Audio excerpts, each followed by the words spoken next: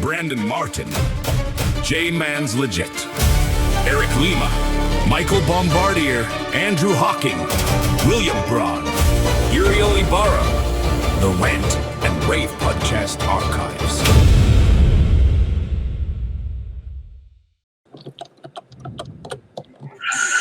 Hello, wrestling fans. It is time now for the Rant N Rave Podcast. As we talk about wrestling news and other news across America and around the world.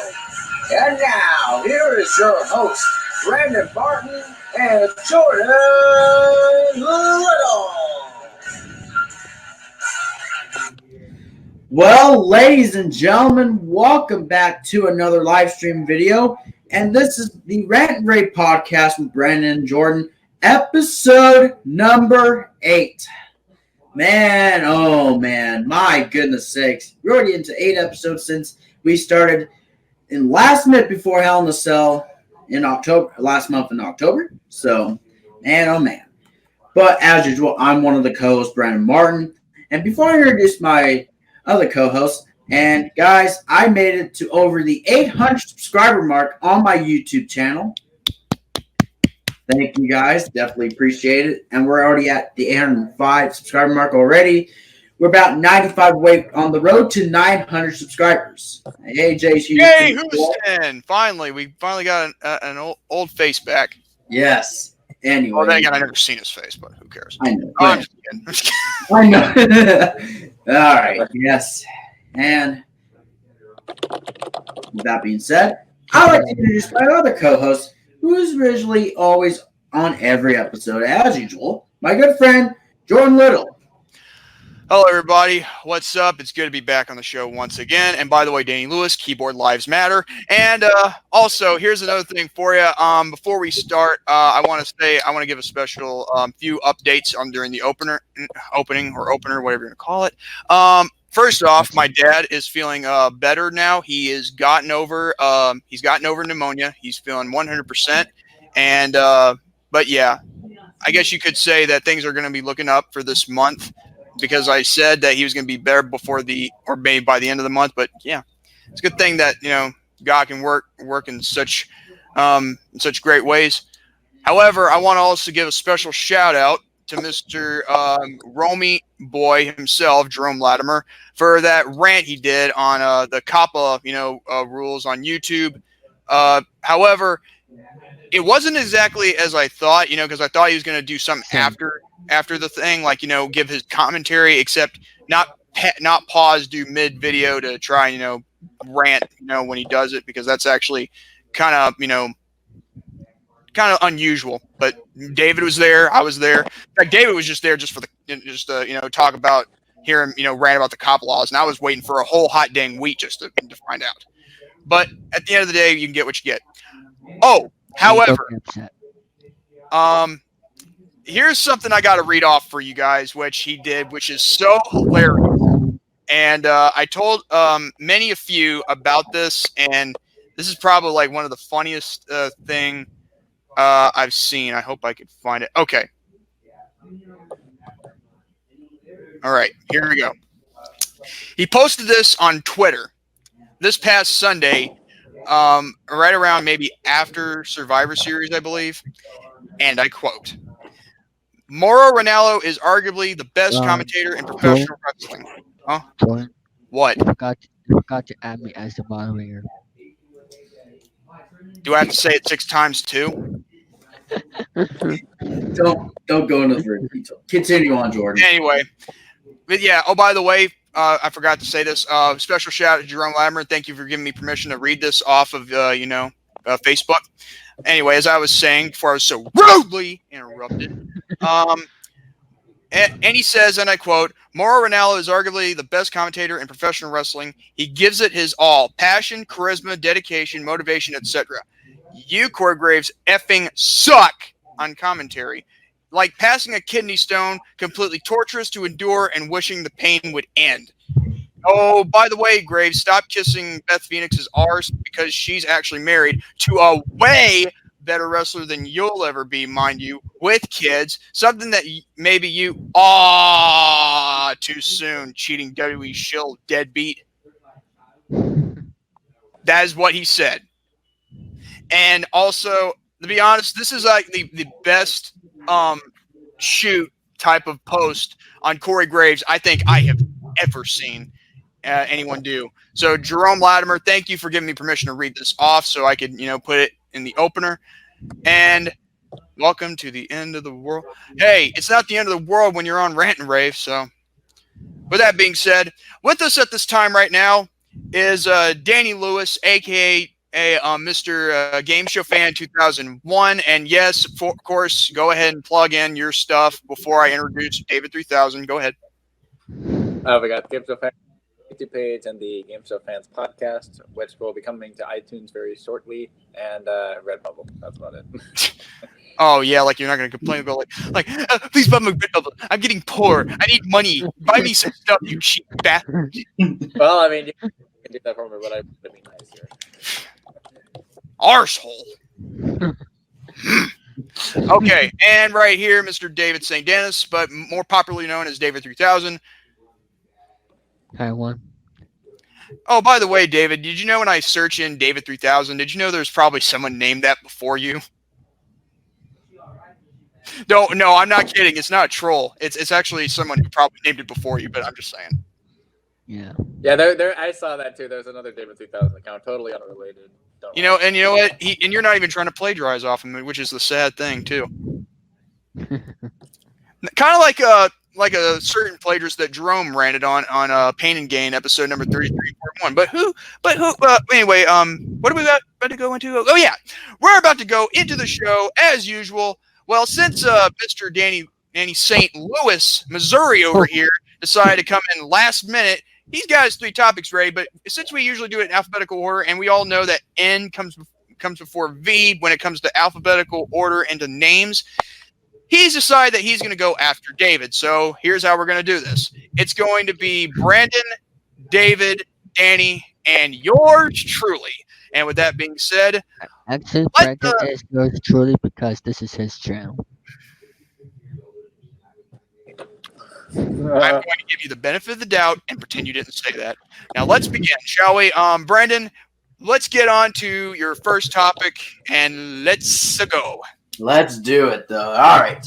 First off, my first topic I like to talk about is good old WWE NXT TakeOver War Games.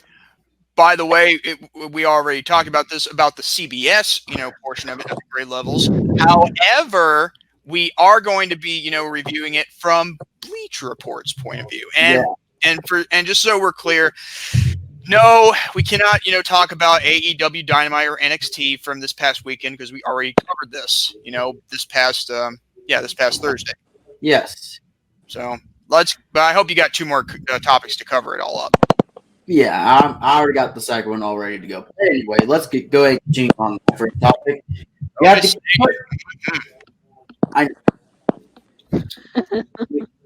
a minute. Danny, what are you doing? Danny, what the heck are you doing? I'm sorry. And hello there, Sophie C.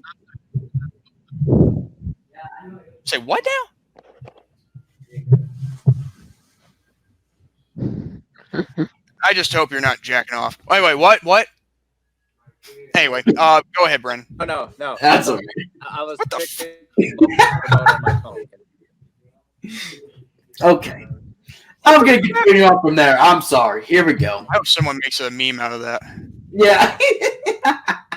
Anyway, I'm going to continue on.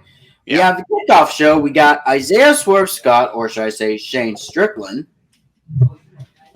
taking on Angel Garza. And the result for that match, we have Garza defeating Scott. Okay, this grade level, I hate grade levels so bad. Oh, dang it. A solid B. Solid B. Wasn't that? Wait. Can I? I'm gonna check this out on the. Let me check this out on the CBS Sports again, so that way we can cut because we already had that covered, didn't we? Yes. Okay, hold on. Wait, there we go. I searched it right here.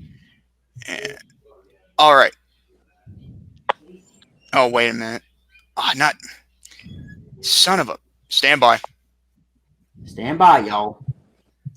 NXT Take Xbox over. Live, you can play Wheel of Fortune Xbox One. Nice to hear that, though, Jay. We'll do that sometime, but All right. Let's see. What was that grade level again? for that, it is a solid B. The one from CBS Sports was a B minus. Oh my gosh. Arseholes. Yes. we got next one. Finally going to the main show. We got the women's War Games match. Match of the night. 5-star. Probably Yeah. match of your candidate for both. Team Pro Ripley, Wrestling Illustrated. I'm sorry. That's okay. Team Baszler, and the result for that, as usual. Before I reveal the result, before Mia Yim was injured, so she was out. To replace her, though, was Dakota Kai. Oh, yeah. Kayfabe injury, mind you. Yes, and even after the match, a heel turn came in. I'm like, What? yeah, exactly. That's I would say. But anyway. Or this. What? Yeah. If it's a low grade level, then yeah, that's. Oh, well, it wasn't a low grade level. I know. I was just saying. Yeah. All right. Team Ripley defeating Team Baszler gave this grade level A+. Yeah, they gave it an A+. Oh, they gave an A+ for that? Yeah, on Bleacher Report, yes. Oh. Morons at CBS don't know how to grade levels. They actually put in an A instead of an A+. Solid A, I'm not kidding. Still, Uh. retard. Jordan is just comedy gold. Well, that's the thing though. I mean, like, I'm like the Tin Man, only I'm not silver. I'm golden, baby. Golden. That's Yep. a false. Wait, what? What was that? What, David? That's a false. False? Hey, Daddy, what the crap? where did Danny go? I'm gonna join on my computer. My phone's right now. Oh, okay. Oh. Well, it's the same. General nuisance. Nuisance! Oh, yeah. Hold on. General nuisance. Anyway, by the way, CBS or Fox Sports? There's Denny. No, it's CBS Sports, not Fox Sports. In fact, wait, do Fox Sports do coverages? I think so. Yeah. Okay. Wait, what happened to you? Why did you get off the call? My phone was going bad, so I went back. Oh, that makes a lot more sense. Natural showman. Oh my gosh. All right. Let's get to the triple threat match, shall we? Yes. The number one contenders match for the NXT Championship. Pete Dunne versus Damian Priest versus Killian Dane. Result for that match. Pete Dunne defeating Priest and Dane to become also the number one contender for the NXT title at Survivor Series. We'll talk about that in just a moment. Gave this grade level a solid B. They gave this match a B too. Well, hot Yeah. damn. Give us a round of applause, folks. Yeah.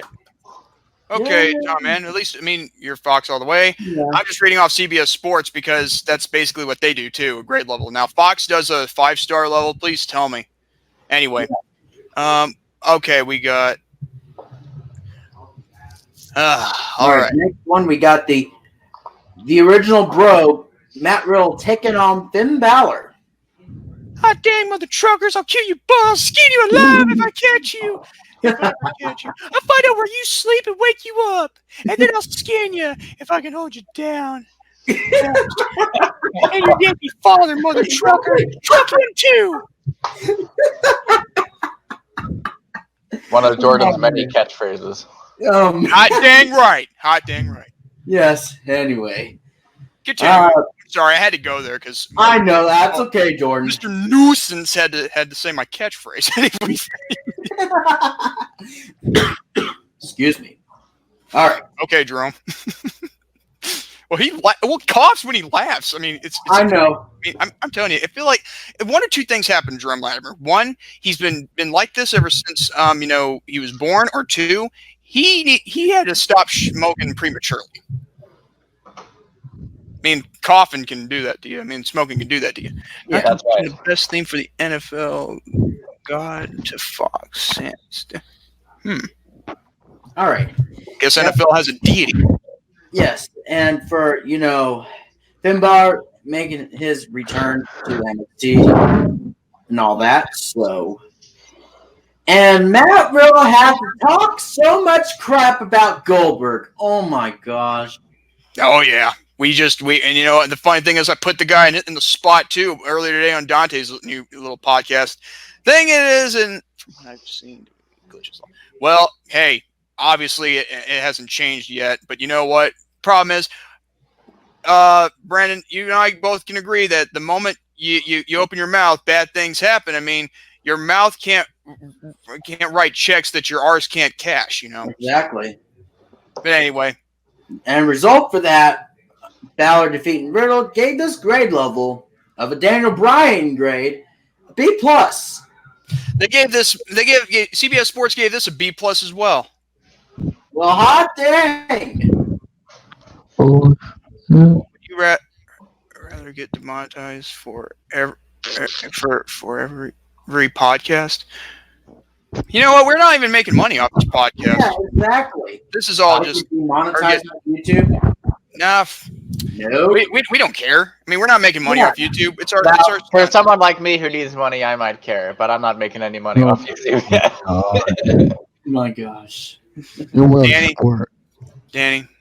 Hey, we're all YouTubers. I feel like it's fair to Danny. say. What in God's name? Oh my gosh. Let's go. Continue before I get an aneurysm, please. I will. Okay. We got the men's War Games match. Beat Team Ciampa versus the Undisputed Era. And then we have one missing person, and that certain individual will be, and I was shocked for that, Kevin Owens. Oh yeah. Every penny counts. Oh my God. Here is another quarter for you, and not a penny more. Yes. The changes in 2020 won't affect us. Yeah, it won't affect us of our personalities, I'll tell you that right now. I was trying to play a far sound effects that could be like drums. Oh. Ew. All right. Result for Match of the night 10. Well, people say the women's War Games is match of the night, but you're entitled to your take. I respect that. All right. And the result for that, Team Ciampa defeating the Undisputed Era gave this grade level another A+. They gave this match an A- on CBS Sports. Yeah. Both Bleacher Report and CBS Sports can suck it.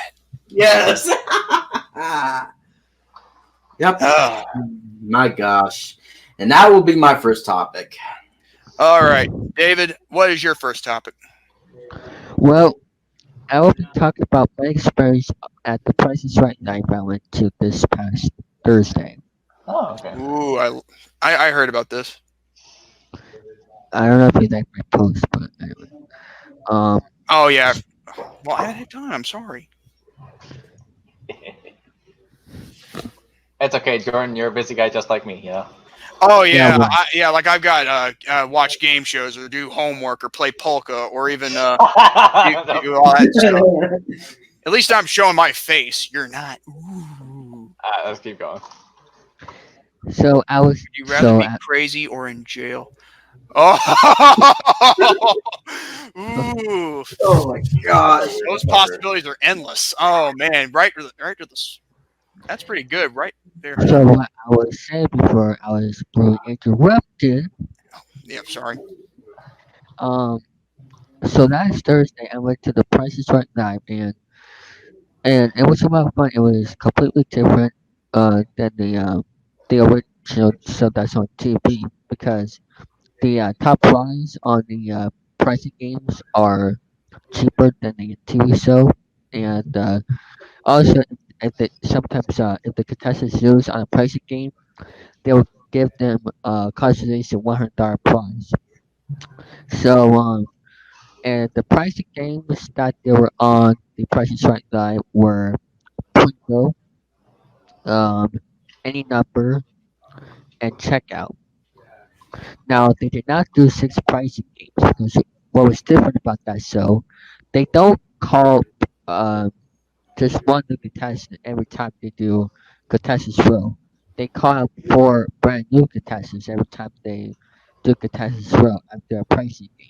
So that way everybody can have a chance and not just nine contestants like on the TV show. So um so they did the pricing games I said.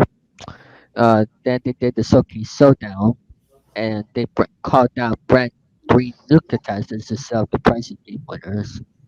And then they did the showcase, which it was actually a bit different. You know, on the TV show that they have one showcase for each player. Well, this on the Price is Right Live, they have one showcase for both of the players. And what they do is write what the guess of that showcase on the little piece of paper, whatever they used, and they show the host, Todd Newton, which was the host of the Price is Right Live, um, of what the guess is. Whoever comes closest to the actual price of the showcase without going over it wins the showcase. And I'm going to show you some pictures that I took at the prices right now that Troy forgot to like. Okay. Let me go ahead and do that right now. So here's the announcer. Look up the name of that was. It was hold on. It was James Grising. Uh, there's the host right there. That was Tom Newton. That's the stage. Hold on. Todd Newton. Newton. And there's the contestants row right there. And right, and there's Punch Bunch. Yeah, I forgot to explain that. And there's Any Number. And there's Point Go. They still have to fight the four, whatever they call it. And there's what the showcase when they were doing the showcase, that they had a car as one of the prices. And there's the end of the show. And there's the showcase showdown wheel that the people who bought money to spend the wheel at the end of the show was super expensive, which is did stay overnight at the hotel instead. So so I have a great time at the Price is Right Live, and you mean hashtag Denis Red Bubble. Oh my god. Anyway, so yeah, that's my experience at the Price is Right Live. It was a great show, and hopefully I can go to another show in 2020. Back to you. Oh man, I'm Tommy. not, That's hold on. Technically, I am not. Well, I personally am poor, but my parents are not. But they just don't want to give me any money. oh really now? Are you Yeah. gonna show your face and talk about your topic, or am I gonna have to boot your off the call? I can. Do I have to show my face to talk? I mean, Well, and again, you have constitutional rights, so yeah. Now, look, I don't care. Go ahead and give us your first topic. all right. Well, the first topic will be the Thanksgiving polka party weekend, which will be occurring in beautiful Cleveland, Ohio, this weekend. Basically, they do this every year. It's been the way since 1963. 63. Yeah, 1963. But this year is the first year that they are doing it after the death of polka promoter Tony Podkolzek, who organized it back in 1963 for the first time, and he hosted the party ever since. But he died earlier this year. I don't remember exactly when, but it's going to be the first time without him, so that's a bit sad. But anyway, starting Thursday, they're going to have it's at the Marriott Hotel. Basically, Thursday and Friday, it's just a big jam session and parties and stuff. Then Saturday, I believe, is the award ceremony, which they have every year. the nominees for some of the awards. I think that Ed Klanick and Friends should win Band of the Year, and I think Alex Meixner or Brian O'Boyle deserves the Musician of the Year. But they're all great, and so yeah. And I'm friends with a few people who will be there. Some of them wanted me to go, but I couldn't go this year. Maybe I'll go next year, and maybe the four of us can go to Cleveland next year. Huh? If we pull together money, you want to do that? And buy some merch. Yeah, exactly. Yeah, and speaking of merch, they have the Cleveland style polka gift shop where they have a whole bunch of CDs, tapes, and memorabilia. It's really nice. And they also have the online gift shop where you can call them or order online and get some CDs sent to you there. So, like I said, it's fun, and I plan to get some CDs from it, and hopefully I can go to the ceremony. Hopefully, I can go to the ceremony next year. Okay. What do you guys think about that? Do you guys think that's interesting, or it's somewhat interesting because the more you talk, the more interesting it becomes, and that's how the topic is from time to time. Yeah. Hey, Jordan, before you go for your first topic, look what Sophie C said. I would buy Jordan merch. Wait, I'm trying to. Man, this thing it has this delay on my end. I'm sorry. Hold on. Yeah, the YouTube and the StreamYard takes like a few seconds. Sophie says I would buy Jordan merch. Wait, buy some of my merch. Oh man, she looked good in it too. Oh, now I see it. Hot she damn. looked good in my merch too. Okay. Yeah, she looked great in it. Did you hear the sound effects? The sound effects. Oh, you didn't. Oh, What sound effects are you talking about? Party. Okay. Oh yeah. I'm more than just smooth, honey. Anyway. But also, one more thing. But for more information about the award show and everything, visit www.clevelandstyle.com. Clevelandstyle.com. It's a great site. Is it my turn yet? Yeah, it's your turn. Yeah. All right, finally. That's right. Okay, now let's get started. Now, the reason why I know you're probably thinking, like, Jordan, where are you going to talk about this one topic each, like say SmackDown, Survivor Series, and Monday Night Raw in this particular order as your three topics, and not a rant? Well, let me tell you something. I've already ranted enough on the podcast debut for Dante Pittman already, especially in regards to the YouTube COPPA laws. So if you want to go see that, I strongly advise you do that right now. It's Dante Pittman, DONTAEPITTMAN. Be sure, Brand, make sure you put a link to the video, soon, because I cannot freaking stand these new COPPA laws. But this ain't about COPPA. This is about WWE and the hot dang and grade levels that make me so mad and furious that I feel like I'm in grade school, even though I never went much to grade school. I never went past kindergarten because I got pulled out because of bullying. But like that being said, yeah, I have to do it in this chronicle order from each topic I do, even though it might take me a while after everyone's done, but it doesn't matter. We have a show to do. So, we have Sasha Banks versus Charlotte Flair versus Rhea Ripley as the opening match, I would believe. And Ripley defeated Charlotte and Banks by pinfall, and they graded this a B+. I'm gonna hate every single minute of this show every time I keep, ranking it. Would you rather own YouTube or Twitch? YouTube. Yeah, I'd rather own YouTube to a point where I didn't have to use those stupid COPPA laws. And by the way, if I get booted off just for saying that, If I owned YouTube, patiently waiting. If I owned YouTube, I would delete Jordan's channel. No, I'm just kidding.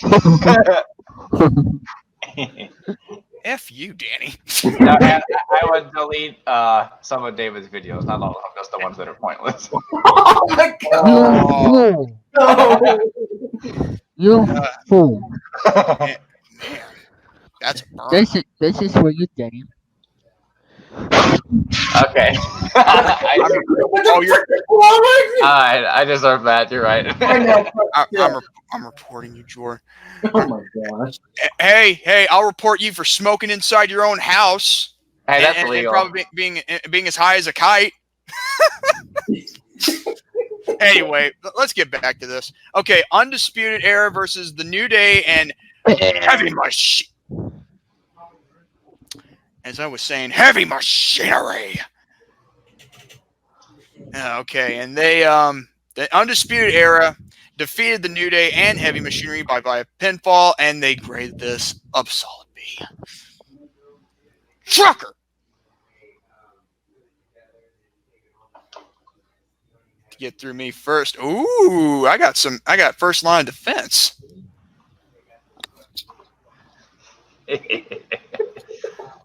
All right. Wow, chicken. Okay. Okay, now let's see. Yeah. All right, this match was. Man, I thought you were flashing me for a minute there. Anyway, yeah, Bray Wyatt, he never answers to Daniel Bryan's summons, so we had an impromptu matchup between Daniel Bryan versus The Miz, which led to a no contest, which in my view, it led to a disqualification, having Bryan win the match, like that. And they graded this a B. Unbelievable. And let's see. Oh, wait, Bailey's attempted sneak attack on Shayna Baszler. Okay, this has been graded. Wait. Jordan's glasses prevent eye ligament. Wow. Oh, man. That's a plus. Yeah. David is nose gastric on the lightsaber. Oh, I think I know who he's talking about on this one. Smart. That's smart. By the way, since I got the chance, you should probably unblock him because he's not that much of a bad guy. Just saying, David. I already did. Oh, okay. Sweet. All right. I'm going to read this off. Bayley attempted sneak attack on Shayna Baszler full shirt. Bayley called out Shayna Baszler backstage in an interview, and the Queen of Spades headed to the ring and to make her own call out. The SmackDown's Women's Champion assaulted the NXT Women's Champion from behind, and a brawl broke out. With repeated escapes, the hugger duck. Well, not the hugger. More like the. What would I call this? I'd say. I would probably call it the. Man, what can you call Bayley now? Oh gosh, she's not much of a hugger anymore. Are you freaking calling me? You little troll! Oh, hold on, Jordan. I'll help you. Oh my God, David! Man, I could hear it through my headsets too, man. Man, what the? Oh crap! I almost dropped my phone thanks to you. Okay. All right. With repeated escapes, the hugger duck, the Kerfuda clutch. What you big? David, tell them what happened. Wait. I'm not finished yet. Just let me get through this topic real quick. Okay. With repeated escapes, the hugger ducked the Kerfuda clutch, throwing Baszler into the steel post and barricade. Bayley retreated up the ramp the ramp as the Queen of Spades glared at her, and they gave this a B+. Wow. All right. And finally, the main event, Roman Reigns and Mustafa Ali. Thank God they call him that now. And Shorty G. Dang it! I prefer Chad Gable versus King Corbin, Dolph Ziggler, and Robert Roode. And they, Corbin, Ziggler, and Roode defeated Reigns, Ali, and G by pinfall. They gave this match a C+. Oh my God! Oh my God! Yep, this great report has killed me. Oh my God! Bye, Jordan. Yeah, screw you. Anyway, what were you about to say, Danny? What David? David, tell them what just happened. He called my phone number. Who did? Me. Oh. Yeah, see, since David called you on Facebook, I thought I'd one-up him by calling his real phone. Oh, Oh my god. that's smart. It's okay, Yeah. David. No, David only gave me his number because he texted me saying, "Why did you put your phone number on YouTube?" And then I said, "New phone, who dis?" And I said, "Oh, it's you, David." Wow, well. that's funny. Yeah. All right, well, that's it for my first topic. If I had to say something, F yourself, Bleacher Report. Brandon Martin, you quit calling me, little bat! Hey, Jordan, at least he doesn't have your actual phone number. Because If he had my actual phone number, I'd lose my hot dang mind in my hot dang house in my hot dang state of South Carolina. that's okay. But Hot me, and dang! me and David have each other's phone numbers for like emergency use only. So. Yeah, right. Yeah, so does your mother, but who are we talking about here? Okay. All right. Now, let's go with Brandon's second topic. It will be the same topic as yours for your first one, though, Jordan, but this time we'll be on good old Bleacher Report. Yay. Wait, which one? Wait, are you going to read off from what I just read? From Bleacher Report? Yeah, the same topic I just did. Oh, crap. Well, I could talk about the freaking monetization on YouTube and all that crap. Well, it's called Rant N Rave Podcast for a reason. Oh, yes. You got the floor, B-Mart. All right. Well, Did I just call you B-Mart? Yeah, you call him B-Mar. What the? Well, I guess don't know. I've been hanging out with General too much. I think I must have given you a rapper name. Hot dang it. yeah. Or BMAR would be okay. It would be nice. But anyway. Oh, that monetization on YouTube. Man, oh, man. Let's mute our mics so that way we can give him a lot to say so nobody interrupts him. Yes. Okay. It's going to be one hell of a rant. Yes. Well, with the monetization on YouTube, this time they're going to get rid of the monetization on YouTube, and all of those channels where get paid though currently, they are furious. I mean, my gosh.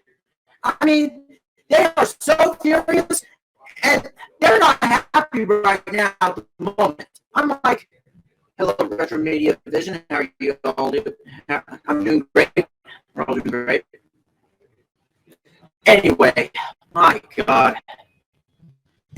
Hey, Brandon, can you back out and come back in? I feel like there's some kind of audio problem. I'm not kidding you. Oh, crap. Check. Nope. Hang on. Wait. Check. 1, 2. All right, try. Yeah, the thing is not in sync for some reason. I can't tell if it's you or if it's the stream itself. Just back out and come back in. Okay. Stand by. It's Chris Kennedy speaking. Oh, that's Chris Kennedy. I didn't know Retro Media Vision was actually him. All right. You saw me, I called you. All right. Try again. Check. 1, 2. All right, we got it now. Okay, resume your rant. All right. Hey, Chris Kennedy. All right. For this, sorry about the delay, folks. But anyway, continuing on my topic. With the monetization on YouTube, and they're going to get rid of it. I'm dead serious. I know, man. I mean, I don't blame you, Tom. I mean, hello there, J Mac. Hey, Jordan, before I resume my topic, here, Dave Mac said this. Jordan gang or Pedo gang. I'm like, oh my God. Oh my gosh. And I'm going to continue on. But still, with the monetization, though, on YouTube, oh my gosh. All of them. This is the Speedo gang.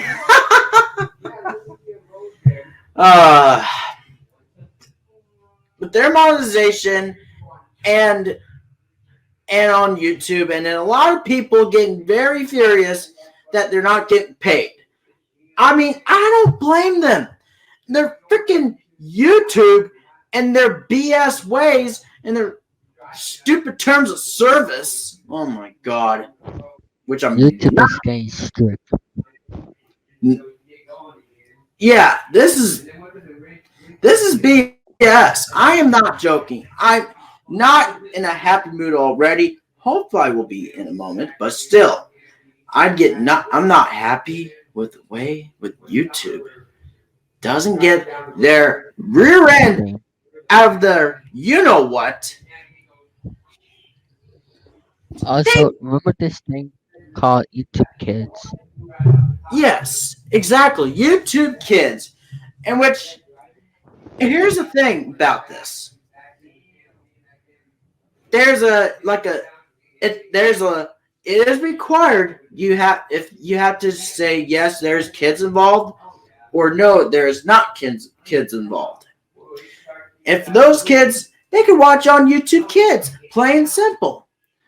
I mean, God, YouTube is going down the drainer, and they're going down the crapper as usual.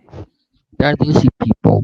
They're going to lose a lot of people if this crap keeps it up. And I'm done with this topic. And David, it's your turn. Okay. That was good. Good rant to get off your chest. Oh, yeah. By the way, first of all, J-Mac, welcome to the Rant N Rave Podcast. Just better prepare. You better prepare your anus, boy. Anyway. Mute your mic. So. You can unmute your mic now. Oh, really? Rant's over. Yeah, rant's over. David. Oh, no. I was just practicing while you were talking. Okay. While you were What the crap? playing polka while you hot dang no good polka loving piece of trash! Why you never do that to us? Hot dang it, you no good polka loving no good little bat! Okay, let's get back to normal. You skinny bat! All right. Let's go ahead and continue. Yeah, David, go ahead. Go ahead. I'm sorry. What I was trying to say, Danny, I made a Vimeo account last week, and if you don't know what that is, Vimeo it's kind of like YouTube where you share videos with everybody in the world. So go check it out. My Vimeo account is David1000. Not gonna say what I'm gonna be uploading on there because I want it to be completely different than for my main YouTube channel. So if you have any ideas, let me know. Besides game shows, podcasts, vlogs, gameplay. So anyway, as Jordan was acting weird. So yeah, that's all I have to say. Go check it out. Back to you, Squirts. All right, Danny. Okay, well, I decided to change my topic to something more relevant because I didn't, because the second one. At least you're not on one topic and then switching it like some other person. But who am I kidding? Okay, I wanted to talk about what I recently posted on my YouTube channel. It was a video of me and David reacting to a episode of Family Feud from 2007. And my original title for the series was the game show reaction show with Dan and David, because I wanted it to be like you guys, like Brandon and Jordan, have a thing where we. What? Rip off. Rip off. Well, you know, it's a rip off, but it's a loving rip off. Well, it's not much of a rip off if you're just watching game shows. Now, if it was wrestling, it'd be your own reactions. Yeah.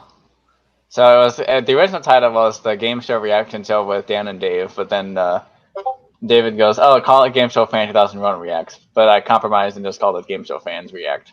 So honestly, I think it's fine. Hey, by the way, I edited the video for him. I did make that clear at the end of it. I said thanks, David, for editing it, but because he doesn't know how to edit, and he got rid of OBS. I know. I only know how to edit. I remember the story about your friends downloading OPS for you, and then all of a sudden you freaking deleted it, and then all of a sudden now you're regretting it, and then that's when you went to David 3000 for help. Well, kind of. I could edit it on iMovie, but it's not OBS. But you got a new follower, David. But it will be cheap, but not good quality. That's true. But originally the reaction thing was I thought it was going to be for David's channel, because I just wanted him to do that. But he's like, oh, we should do it for your channel because you need to upload more and stop playing Roblox and watching game shows, playing Polka and all that stuff. Wait a minute. Thoughts on the new Price is Right nighttime version? I didn't know there was a nighttime version. Oh, well, no. It's like it's coming up like in a couple months, Jordan. Oh. All right, we'll continue on with your topic. I'm sorry. That's okay. But I think the next time we do a reaction thing, I think it should be on David's Vimeo to be like a Vimeo only thing to do something different. But you never know. No, I have a reaction series. Well, yeah, but that's not for game show stuff. That's like for everything. That's the thing. Oh well. Or a piece of thing. Yeah. So if you haven't checked out that video, go look it up. Type in Game Show Fans React Family Feud. It's probably the first thing that shows up. It's already got a lot of views. David, it's already got like over 100 views so far, and it was uploaded 2 nights ago. So, All right. I think that's all for my second topic. Okay. Now, it's time for my second topic, and it's Bleacher Report's grade levels for Survivor Series 2019. I'm not going to have fun with this topic. Let's see. Okay. The first match on the pre-show was a cross-branded tag team battle royal or an promotional battle royal because that's what it's actually called. Bunch of momos. Let's see. It consisted of the OC of Luke Gallows and Carl Anderson, the Street Profits, Angelo Dawkins and Montez Ford, and Zack Ryder and Kurt Hawkins. And those are the teams that represented Raw. The Revival of Scott Dawson and hold on. Wait a minute. Scott Dawson and who is the other guy? Please tell me who the other guy was, Brandon. Dash Wilder. Dash Wilder. Thank God for you. Yeah. Heavy Machinery of Otis and Tucker and Lucha House Party with I think it was Gran Metalik and what was the other guy? Lindsay Dorado. Thank you again. And Dolph Ziggler and Robert Roode representing SmackDown. And finally, Breezango of Fandango and Tyler Breeze, Breezango. The Forgotten Sons. I don't know. Okay, you know what? I'm just going to simply just say the Forgotten Sons. I don't know who the other two are. Who are the main two that tag team in there? I know it's Wesley Blake, I think. But who's the other guy? Was it Riker? Yeah, right. That was the other guy. Yeah, that was the other guy. And the Imperium's Marcel Barthel, I think, represented NXT. Yeah, and the winner of that battle royal was Dolph Ziggler and Robert Roode. And unlike the CBS Sports, the Bleacher Report graded this a D+, which doesn't surprise me. You know why? Because I'm not going to be shouting at the camera at this one because this match shouldn't have happened because this was way too unexpected and it wasn't really announced that much. Last 2 weeks was Mr. Smith and crazy 16-year-old. He's asking who's going to be shamed on today's edition.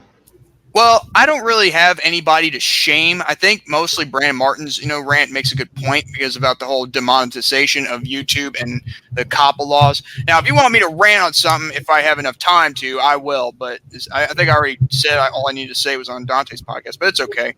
I mean, oh, by the way, I want to give a special shout out to a certain somebody by the name of Justin on Twitter who wants to, do everybody in the live chat, if you would kindly do so on both Twitter and here on the live stream, please do hashtag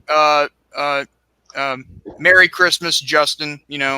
Just yeah, like that. Just to wish this Justin guy Merry Christmas.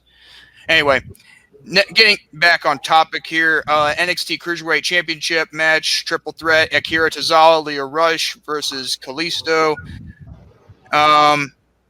And Rush defeated Tozawa and Kalisto, and they graded this one another C+. Oh my Well, god. not another C+. I'm sorry. It's another plus, but it's a C, not a D. But this is a C+. Okay. And we have the Viking Raiders versus the Undisputed Era versus the New Day in a triple threat champions triple threat tag team match, and they graded this one a B.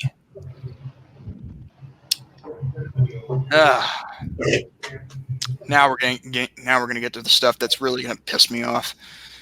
All right, and I'm not gonna call it any names anymore. I'm just gonna simply just call it the teams. We got Team NXT versus Team Raw versus Team SmackDown in the women's traditional Survivor Series elimination match with Rhea Ripley, Candice LeRae, and Io Shirai being the sole survivors for Team NXT after Ripley eliminated Sasha Banks for Team SmackDown, who was the last one in there. And they graded this one a B. Okay. Next, we got the United States champion AJ Styles versus the North American champion Roderick Strong, or as I would say in a native tongue, Roderick Strong versus Shinsuke Nakamura-san, the Intercontinental champion. By the way, that title I cannot freaking stand. The new title belt, which I feel like is so like an NXT title. And Roderick Strong won after Styles gave the phenomenal forearm to Nakamura. And then he threw Styles out of the ring to capitalize, on Nakamura for a pin victory. Strong won, and they graded this match an A. So far, so good, and I'm not getting too pissed off at this moment. All right, NXT Championship match. Adam Cole, baby, versus Pete. You're done, son.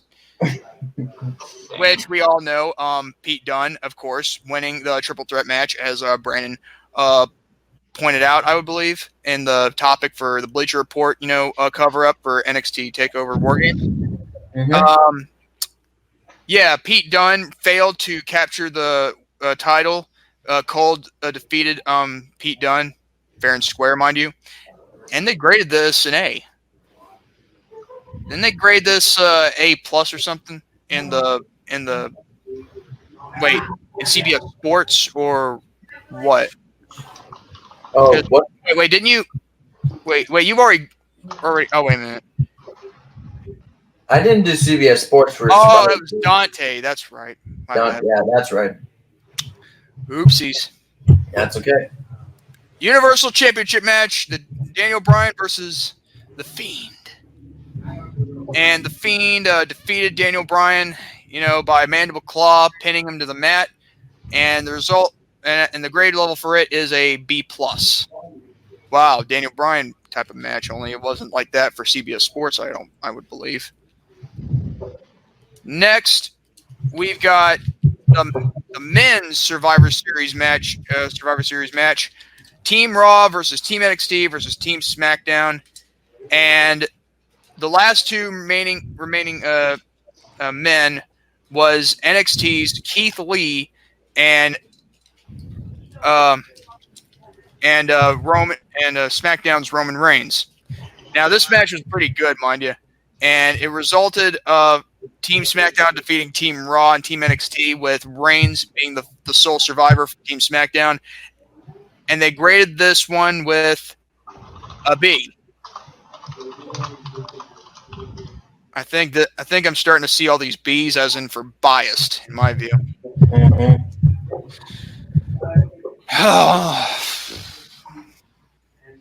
I don't want to read this. Yeah. I don't want to read this match. Yeah, that roid raging retard. Look at the live chat. I just noticed YouTube has a new YouTube upload layout. Oh. Are you sure? Maybe it's just a glitch. All right, we all know the drill. Lesnar. Oh, David! David! What happened? Oh, I don't care. It's the Lingo logo. Please watch the Lingo pilot that me and David were in. Lesnar defeated Mysterio, and at least he lasted more than a minute, mind you. And they graded this a B. A B? Wait a minute. Wait, what was?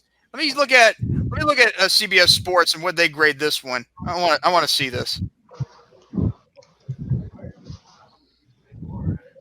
Mother. Where are you? I'm right here. Not you. You, David. Dang it. They graded this a B plus, and yet they grade this one just a solid B. Oh my god.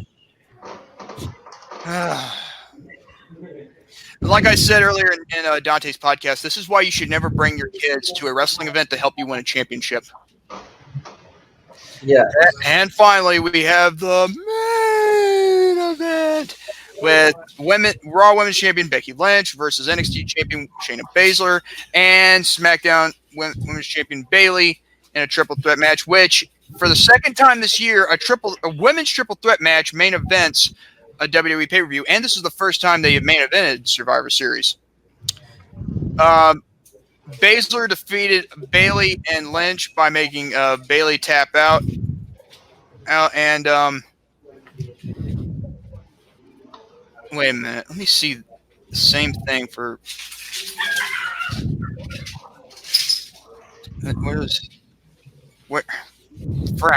Where is the? Okay. They graded this match the same as CBS Sports. Bleacher Report graded this a C plus.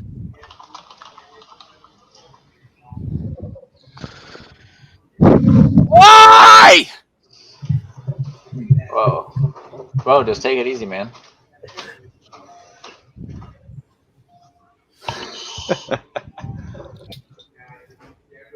What's wrong, Jordan? Don't tell me to take it easy. Jordan Little doesn't take it easy. Okay. Yeah, because he's a pipsqueak. Yeah, that's right. That's right. Because he's a what? I didn't hear that. Pipsqueak. Oh, it's a pipsqueak. Okay. Yeah, pun intended for my last name. You hot dang no good, a little do-gooder mother trucker. Anyway, Brandon, what is your third and final topic? All right. Well, I don't do this certain show before as much. For this time will be the SmackDown before Survivor Series. All right, let's go into the first one. We got a triple threat match. We got Sasha Banks taking on Charlotte Flair, taking on Rhea Ripley. Result for that, as usual, Rhea Ripley defeating Charlotte, and Banks by pinfall gave this grade level a Daniel Bryan grade level of a B+. Wait, who did this? Wait, what are you looking for? I'm on SmackDown right now. And where are you reading it off of? Bleacher Report. Bleacher Report. Wait a minute. Wait, was this a triple threat for SmackDown? Yeah. I've already done that. What the crap? I already did. I told you I was going to do SmackDown, and I was going to do Survivor Series, and I was going to do Raw. Oh yeah, right. Okay. I'm sorry. I should have. I probably should have gotten. Maybe I should have told you beforehand. Yeah, that's okay. Mother trucker. Yeah, I get it, David. I get it. I know. Okay. Well.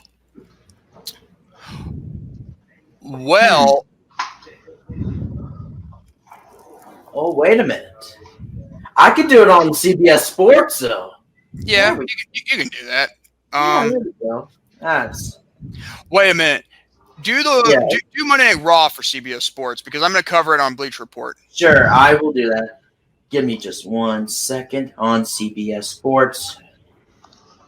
not Bleacher Report. You are. There you are. Okay. Sorry, do apologize for that for the topic change. It's okay. And we got WWE Raw. This time we'll be on CBS Sports. What about All right. ESPN? What? What about ESPN? ESPN don't well technically they do in a way, but they Yeah, don't they do. Yeah. they don't do it like Bleacher Report or CBS Sports, like the like the principles they are. Yeah. But continue. All right. We have the following as man, oh man. Seth Rollins' heel turn seemingly begins. Finally. Yeah, about time. My goodness sakes. And of course, they got no grade level of that because CBS Sports doesn't do. They do grade levels, but they don't do it on segments. So That's kind of weird because Bleacher Report does, but CBS Sports doesn't. That's actually kind of, mind-boggling if you look at it that way.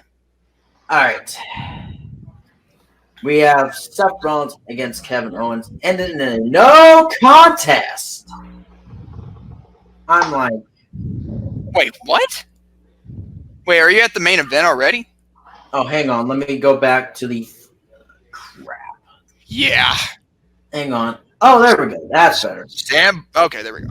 Okay. I was thinking like stand by everyone, but never mind. All right. Rusev emerged from the crowd and attacked Bobby Lashley. Mm-hmm. Oh my gosh. And Rusev got arrested. I'm like, oh my goodness. Bad Bulgarians. What you gonna do? What you gonna do when their ex-wife calls the cops on you? Yep. All right. Yeah. That's a restraining order on you, but Anyway. Okay, let's see what they got. Hot dang it. No. All right. Let's look at the. Okay, here we go. AOP defeating Kurt Hawkins and Zack Ryder via pinfall. No grade level on that, so whatever. wait, they didn't count that as a grade level? No. What? Okay. Whatever. That's so retarded, but okay. And then we have Andrade defeating Akira Tozawa via pinfall. And again, whatever. No grade level. Whatever. What? How many matches has no grade level on this? Keep going. All right, we have Aleister Black cut a pre-taped promo on Buddy Murphy. And as usual, whatever. No grade level. Because they don't do it on promos, do they? No segment. No segment. Tack that segment, but no grade level. All right, next one we got Buddy Murphy taking on the returning of Matt Hardy.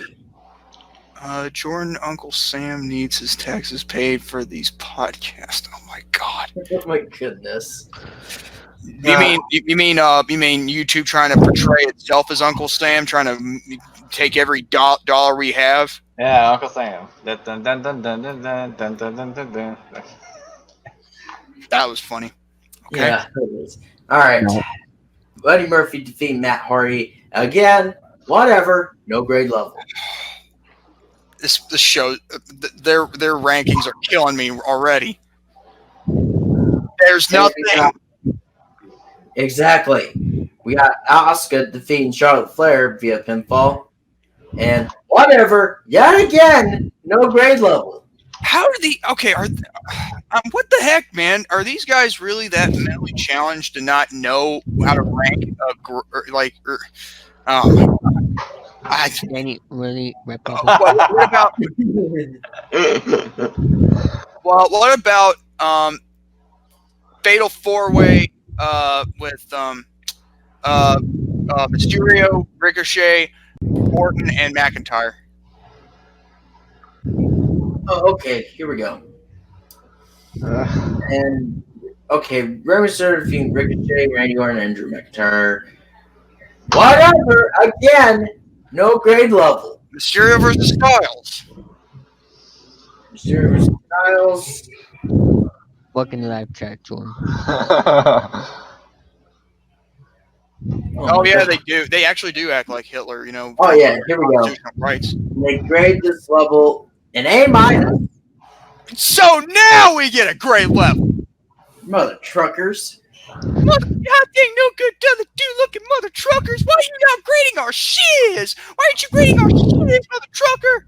Hot dang it, you no good little CBS sport report. Hot dang you little no good bat. All right. We got the next one we have. Now we get to the main event. Okay, A minus for Styles versus Ray. All right.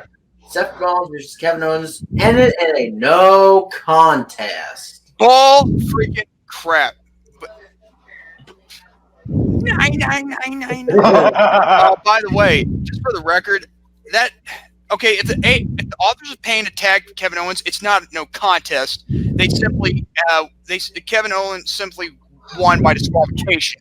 It's not that hard to see past. David. And the grade level for that, B minus. B minus. So A minus for AJ Styles and Rey Mysterio. B minus for Kevin Owens and Seth Rollins. Yeah.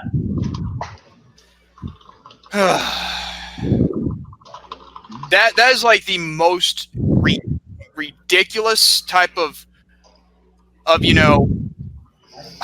report I could ever hear or see if I had to. I'm just shocked. I don't know what to call that. That's like a mess. It is a mess. My gosh. Not that much to go on. Man. Now I see why we do Bleacher Report a lot. Yeah. If I'm praising Bleacher Report, somebody's shooting me. While me and Denny are bored, we're doing roleplay. Yeah, we're doing roleplay in the voice chat. In the live chat. Roleplay in the voice chat. Oh, goody. All right. Anyway, that would be my third and final topic. David. Okay. After that half-hour topic, so my thoughts on the new Catch 21. Oh, okay. Now, have you ever seen the new Catch 21 recently? I did. Brandon, Jordan, you seen the new Catch 21? You too? I have actually. Okay. I haven't had a chance to because when I've been doing polka, I've been doing my homework, and I've been watching game shows, and then I've been trying not to jack off. But that's just me. Well, you were watching game shows. You should have been watching Catch 21. That's because I was busy also playing Roblox, so I do not want you coming over. Okay. So, David, what did you think of the new Catch 21? But for real, Jordan, did you watch it? No, I didn't get a chance to. I don't know where it broadcasts. TS Games Network. Yep. They actually. Oh, I don't know if Spectrum carries that, but okay. They should. So, what I think of the new Catch 21, I think it's pretty good. The top price though for the bonus game, I would have put the top prize for I would have put the top prize for 50,000 or at most, because 25,000 that was 10 years ago for the old Catch 21. So I would put the top prize for the bonus round a little bit higher. But I really enjoyed the new Catch 21. The host still looks like his old self from a time ago, and they have a new dealer now, and I think I barely seen any changes in the new Catch 21. So I really enjoyed the new Catch 21, and looking forward to new episodes on TSN. Good idea. I enjoyed it too. I think Alfonso Ribeiro, the host, he's hosting it just as good as he did 10 years ago when it was originally on. The music is different. The set's different than how it was. I actually have heard a lot of people they say they don't like it because of the cheap looking set and music and everything. But I don't know. I enjoyed it. So yeah. How about you, Brandon? I mean, yeah, for that, I mean, it's actually pretty good though. For since 10 years ago, I mean, man, oh man, it's great though. It's Alfonso Ribeiro, he's still great since 10 years ago. I mean, but since we got a new dealer now, which I can dig that. Yeah. So, and Jordan, since you didn't watch this, what do you think about the new Card Sharks? What do you mean the new Card Sharks? I've already seen. What do you think of this? What do I think of it? Yeah, since yeah. Well, I guess I could say that it's not like the old Card Sharks of what you would see back in the 70s. In the 70s. Thank you. Even though I was about to say that, and then the 80s, and so on and so forth. Still, I will admit that there are some things I like about the new set in a way. But however, the one thing I think they don't put in is the 2 rounds, like what you do like when you're in round 1, round 2, and then maybe the third decisive round, which is really ridiculous. The best 2 out of 3 format, is that what you're saying? Yeah, that's what I'm talking about. And also the money cards. There's no push in the money cards, which is that's what I don't like about it. Yeah, I mean, because you can't retain what money you have without the push. I mean, that's the genius. That's supposed to be a lifesaver, and Yeah, I mean, I like the new card sets, but I don't like the format of the money cards and how they got rid of the push roll. Like that's what I don't like about it. That's what a lot of people are complaining about, the no push. Yeah. Hope you bring that back in 2025. I feel like I want to push them off a cliff for getting rid of that. Anyway, but at the end of the day, it's just I can take what I can get, but I don't know. It's just embarrassing just not to have that push rule. Anyway, was that it or anything like that? Yeah, probably. That's all for David's Catch 21. I thought this was your topic.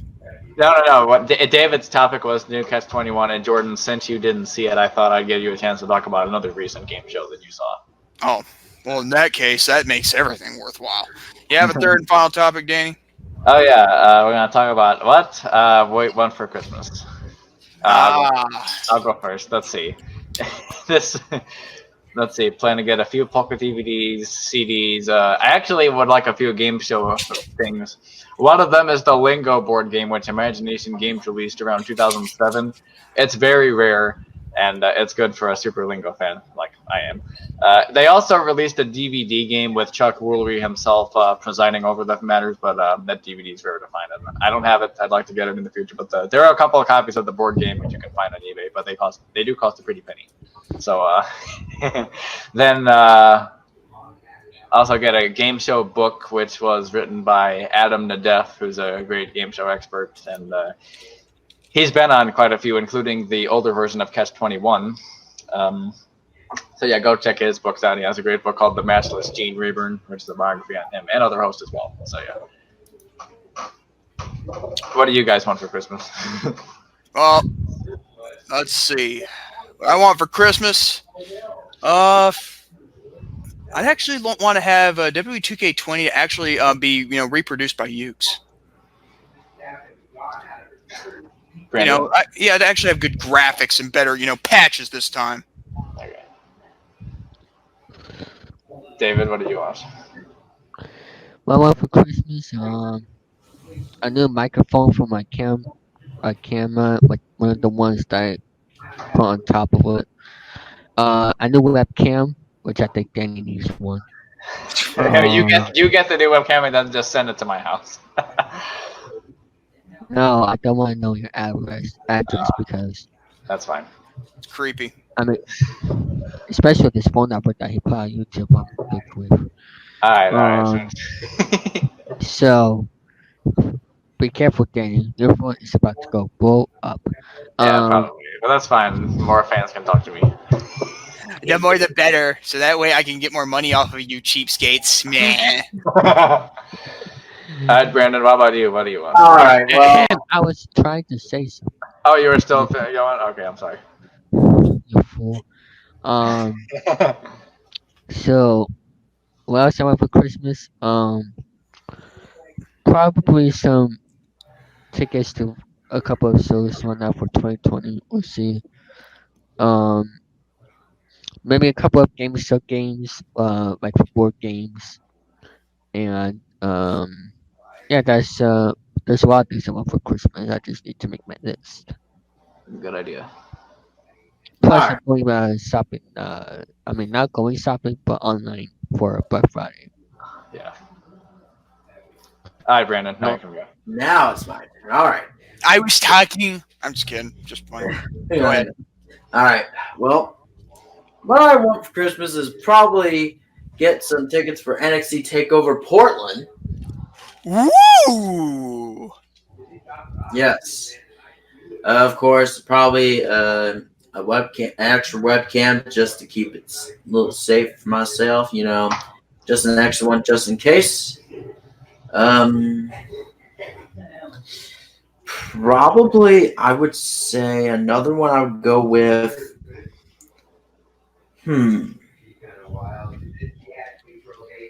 Yes, I agree with that. WWE 2K20 with the real graphics, real patches, and which originally made by Ukes, not the other BS. That makes it look like pukes. Yes.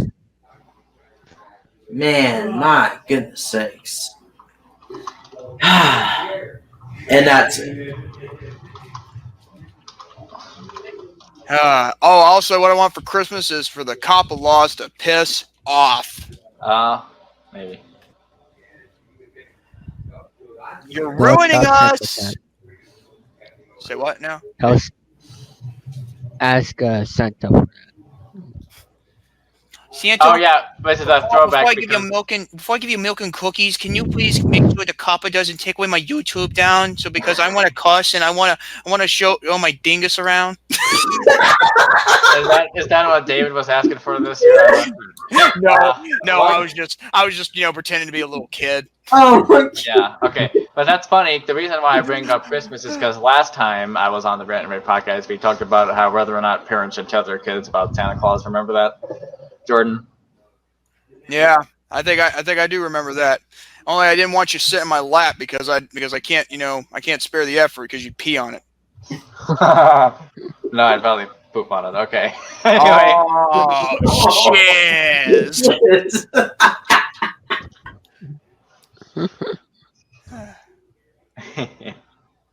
That will be my fourth and final topic. That's You mean third and third? final topic. I know.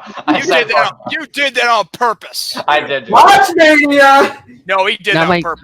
I know, I was only kidding. He did the same thing like Kevin Alvarez did with Plan A, Plan B, and Plan F. Plan F. Or like, how about we do it like this? Plan B, Plan A, and Plan F. Plan buffoon. That's what Kevin Alvarez said. Yeah, Plan A, Plan B, Plan F as an FU. God, give me a break. All right, for my third and final topic. Or 69 part.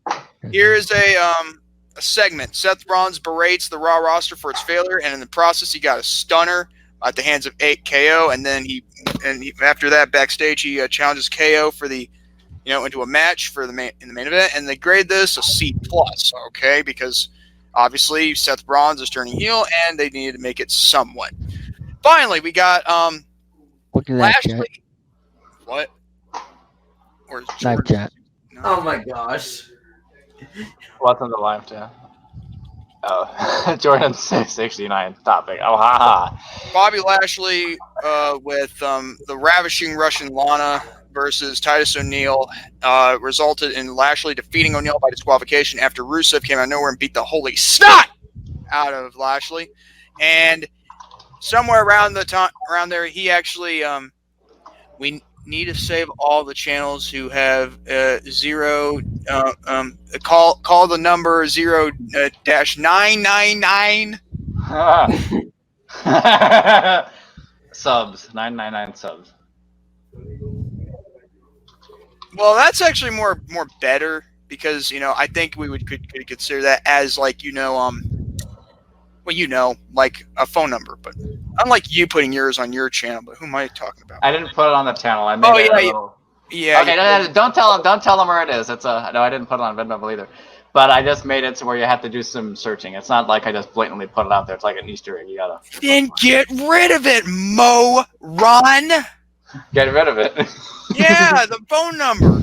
Well, no one has called it. No one has called me asking for, well, except David, but that's Yeah.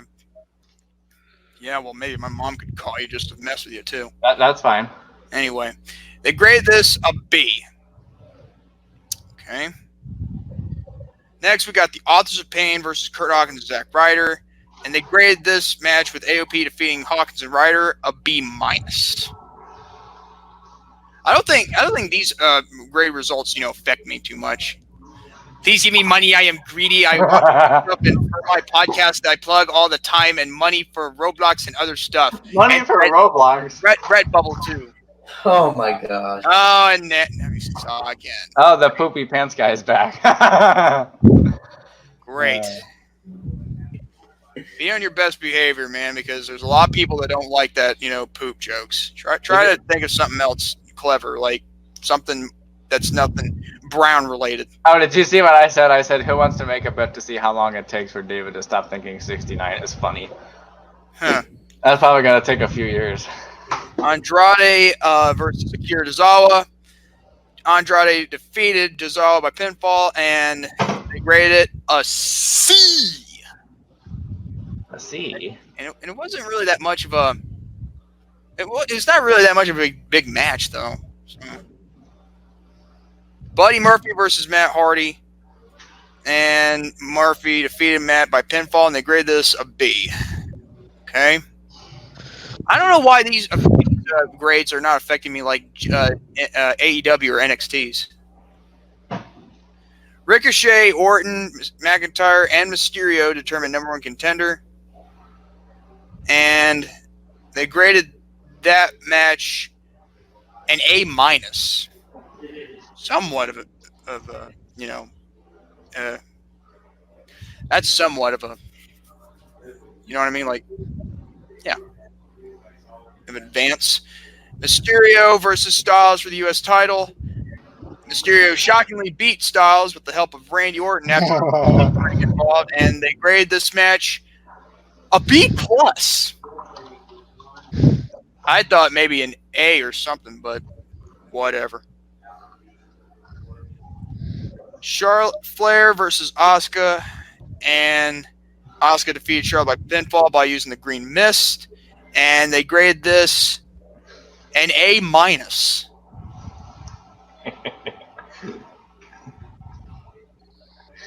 Oh, man.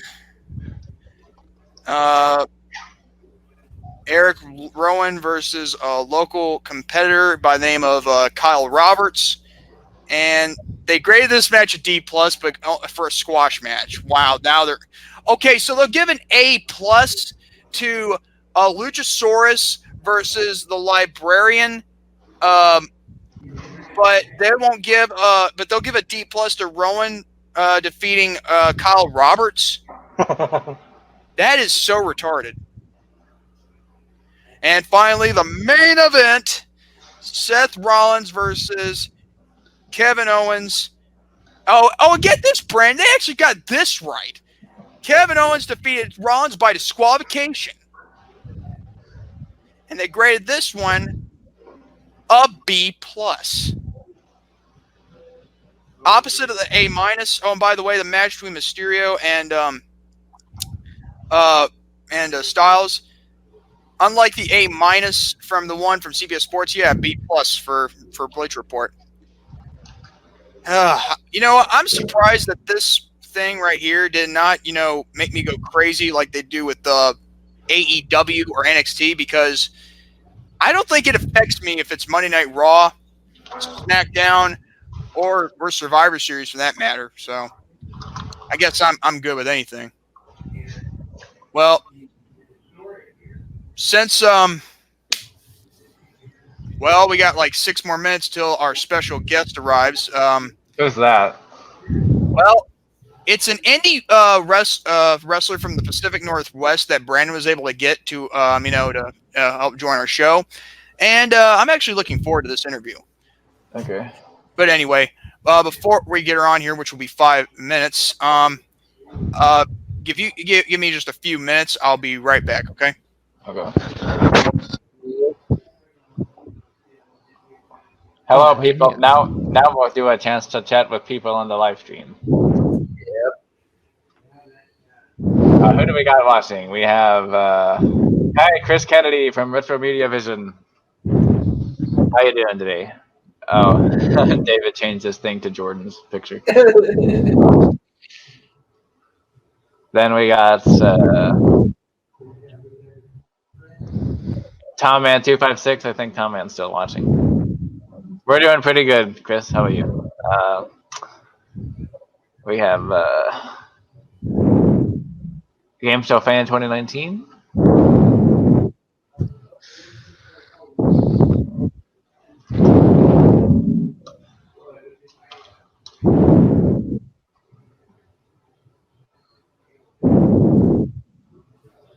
No problem. All right. Yeah, David, you're right. This is boring. Yeah. David? First of all, you gotta be ashamed of yourself stealing my profile pic in the most lowest quality of all time. And by the way, you really actually irked off Nemi Saw. Ruined my day. How could you block the Saw? How? I'm not getting involved in this one. I'm sorry. Okay, guys. Thanks for having me on the podcast. I will be momentarily leaving. All right. Okay? That's Thank good. you. Plug in your Bye-bye. stuff. God bless you. Have a great day and better tomorrow. You too. Thanks, guys. Bye bye. Where you going? Yeah, he had to leave since his time here was up. Because For what? well, he did his part of the show because we're about to do the interview with the wrestler. Do you want to stick around or do you have stuff to do? I'll stick around. All right. Well, I'll just keep that. I'll also keep an eye on the live chat with that. Nami sad stuff. yeah. Anyway, at the end of the day, can I strongly advise one thing? Go ahead, Jordan. Just because I can hear breathing. Yeah. Breathing. There you go. The last thing I want this wrestler thing like where is this coming from? No comment. No comment. You son of a bitch. Anyway. Oh no. 2 more minutes. All we got left to get to the yes. to her. Is she somehow available now? Oh. Hopefully she is now. Hang on. Oh, hang on. Hey, she was active 29 minutes ago. Dang it. Well, while you get her on the call, I got to do something one more thing to do real quick. And by the way, you take care of the live chat. I'll be right back. All right. After that, we'll go have our interview coming up after we take our least of our few advertisements.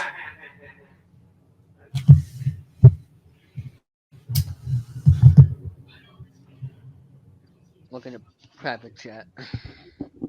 Okay, let me look at that. I will take care of that spam person. All right.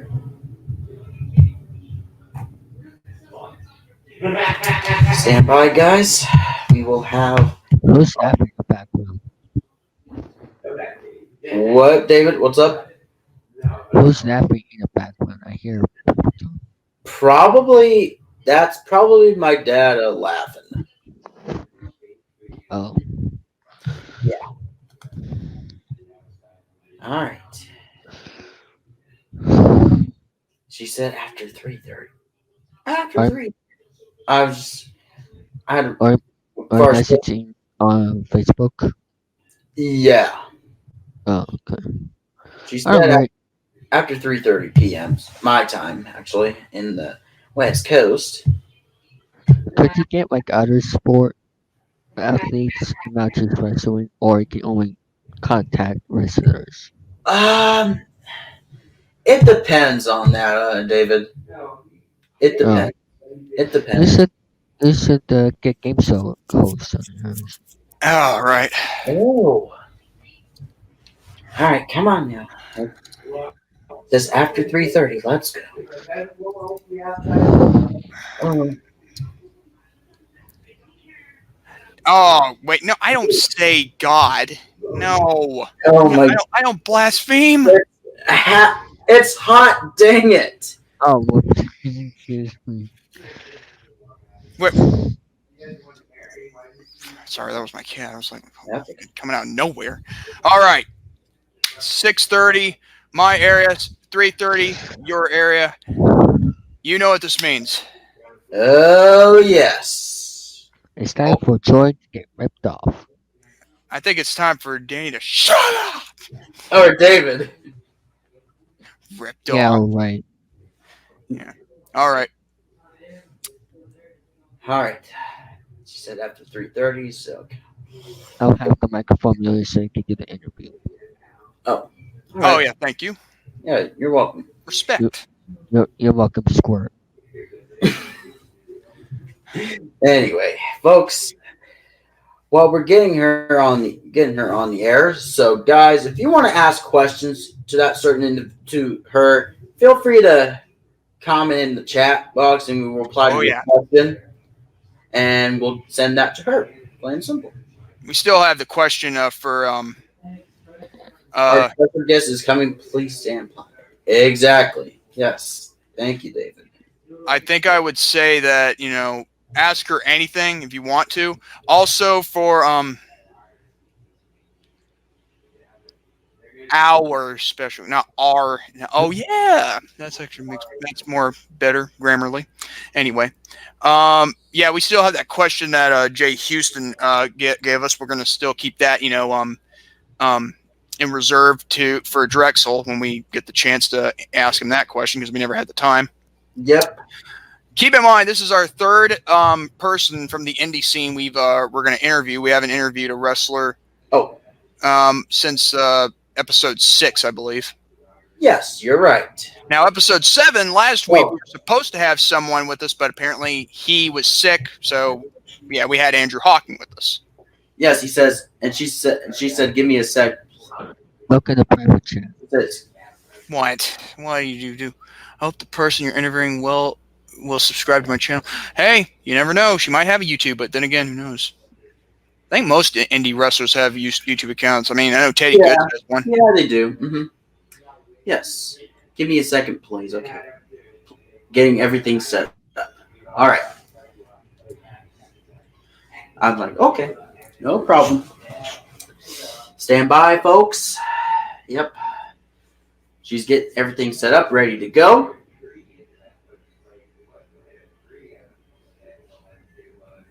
All right. Yep. Jordan with the grammar. Oh my gosh. Hey, at least I'm trying my best to use good grammar. I know. I was just. I know you're reading a comment. All right. We're already over the hour and a half mark. Hour and a half. Hey, that makes sense. Okay. I'm going to go back to the live chat on my phone so that way I can... Plus, I might have supper soon, so I will have the mic muted also for that reason. That's fine there, David. It's all cool.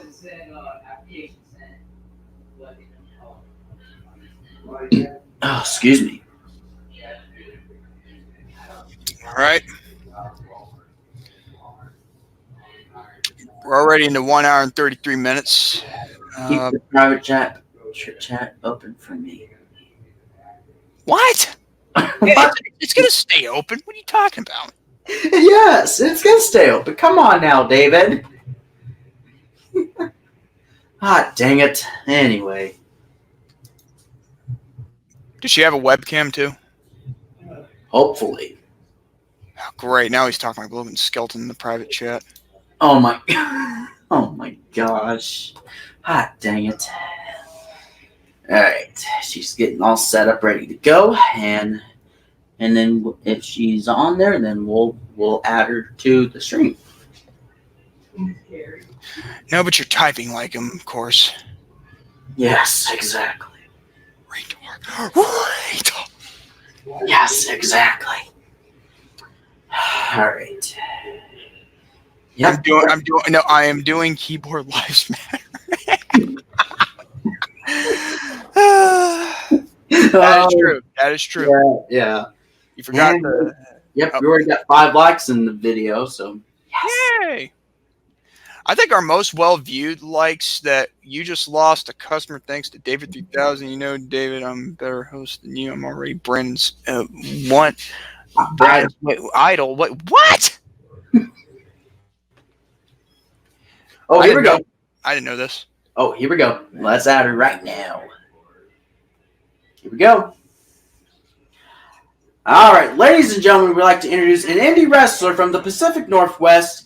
She is the Fallen Flower, Kikyo. Kikyo, welcome to the podcast. Thanks for having me, guys. Yeah, you're welcome. First time meeting you, man. Well, sorry. You're good. You're good, Jordan. I've been more interested. Okay, we've been interviewing guys. We've been having a lot of guys on our podcast. It's really hard for me to actually talk to a woman. I'm sorry. Oh, I'm sorry. Did he just like? Oh, I'm flipped over. Look, yeah, there you go. So you don't have to see. Let me see if I can fix this. There we go. Sorry, I felt very vertical. Yeah. Are you saying you marking out? Like, is that what's going on right now? Yes, I'm marking out. I mean, Yeah. I've never had a lady in the Rant N Rave podcast. This is unbelievable. Oh no, a girl. Oh no. I love Raw. Well, hey, you know what? At least I'm not gonna be totally like Jerry Lawler. Now, granted, I'm not gonna say he's but then again, I don't know. Anyway, let's begin. First of all, first off, how you doing? Oh, are we Enzoing it? Is that what's going on? All right. Yes. And well, in that case, I mean, we gotta do things. Even if we have to do things, have to say things like "Bugazis, how you doing?" I don't know why he talks like that, but you know what? Is he? Wait. Is Enzo from New Jersey or from New York?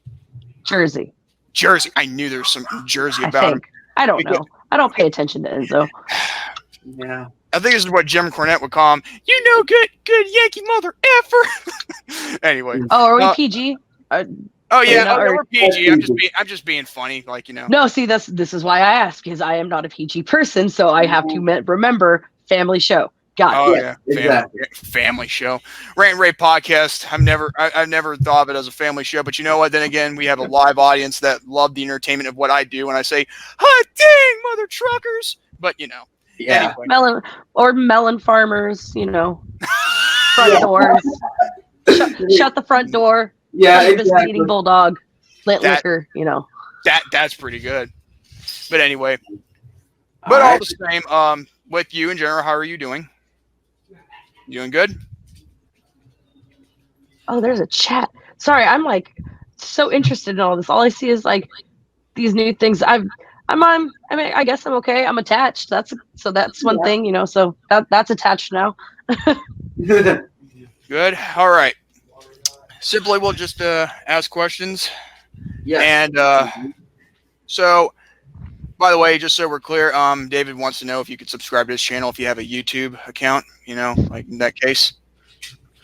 Yeah, just subscribe to me and it'll pop up so that way I can just find you easier.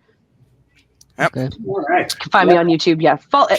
If you look for Fallen Kikyo and you don't find a cartoon, it's more than likely me. So there you go.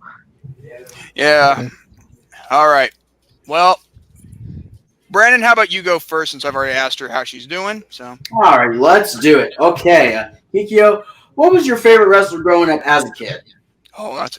Let's see. My parents tell me that I loved the Ultimate Warrior and Hulk Hogan. I specifically remember liking Razor Ramon, the Macho Man, And then coming up as a kid, let's see, Shawn Michaels, which then grew into the Hardy Boyz and Edge and Christian. And then it's kind of hard to pick a favorite wrestler now because half the roster are my friends. So I'm like, I support all of you. Yeah. Well, particularly speaking, the ones you're talking about when it came down to guys like Razor Ramon, and then you move on from transitioning like to the Hardy Boyz and Edge and Christian, like those are the type of teams that actually made, WWE well famous for, great tag team matches, Oh, absolutely. I got to meet Edge backstage at a show one day, and I was like, all right, I have to tell him this before I never get the chance to ever again. I'm like, thank you for everything that you guys have done, because like you're literally the reason why I'm even here. Like you are the reason why I became like that's what solidified me being a wrestler, was the No Mercy 99 Terry Invitational Tournament. It's my dog. Anyway, what year was that when you told him this? This was 2015, just a few years ago. It was whenever Beth got inducted into the Hall of Fame for Cauliflower Alley. So I think it was like 2015, 2016. Oh, like the Cauliflower Alley Club. I'm like Garrison Newkirk. I'm sorry. The Cauliflower Alley Club. Yeah, David. I'm be like, the bofas on the sofas. Okay. Anyway. Okay, Jordan. Yeah, I'm okay. I'm just simply trying not to have an aneurysm and not trying to sound like Garrison Newkirk. If you don't know who that is, Kikyo, don't worry. Oh, by the way, well, I thought I don't want to, say this, but I thought there was going to be I actually told him that we had like somewhat of a Japanese wrestler, but then again, it's okay. You're cool. I like you. I mean, besides, I didn't mean to disappoint Gary, but oh well, who cares? But anyway, I would have been a Joshi wrestler, but I tore my knee the third day in of a 2-month tour on my first round of Japan. So, which one? Wait, which one were you part? Which wrestling was it? It was myself, Dust, Britt Baker, Kylie Ray, and what was also supposed to be Shotzi Blackheart and Delilah Doom going over to Stardom for to represent Rise Wrestling. And that was July of 2018. July 2018. Yeah, that was last year. Yeah, I think I can. Yeah, and I think about 2 months. That was 2 months prior before the All In pay-per-view they had. Which is like the spiritual start of All Elite Wrestling, in my view. Yeah, it was definitely hard to, because like Tegan had just gotten hurt. She just blew out her other knee. And then it was like, we call it the cursed trip, because first Delilah breaks her ankle 2 weeks prior to leaving. And then Shotzi breaks her ankle a week prior. I tore my knee 3 days in, and then Kylie broke her collarbone right on the last show before she had to go home. Britt Baker and Dust are the only two that made it out of that tour unscathed. Well, since I haven't asked a question, I was just, asking some questions, like, with a little bit of subtitle. Hello, Dante. You should have seen the beginning of the show where I read that little thing that Jerome Latimer did on his Facebook about Corey Graves, but that's for a story for another time. And by the way, Kikyo, if you want to see that, want to watch the replay of what I read off of what Jerome Latimer said, trust me, you'll find it a little bit hilarious about what he says about one particular individual by the name of Corey Graves. But continuing on with this, here's my official question to ask you. Do you ever plan on going to All Elite Wrestling? I plan to sign whatever dotted line somebody hands me, because it's never been handed to me before. So if I have options before me, then I will pick whatever is best suited to my needs. And all I want to do is pay my bills doing what I love. Like that's the end all be all of it. I don't give a shit. Sorry, language. It's okay. I really don't care who it's with.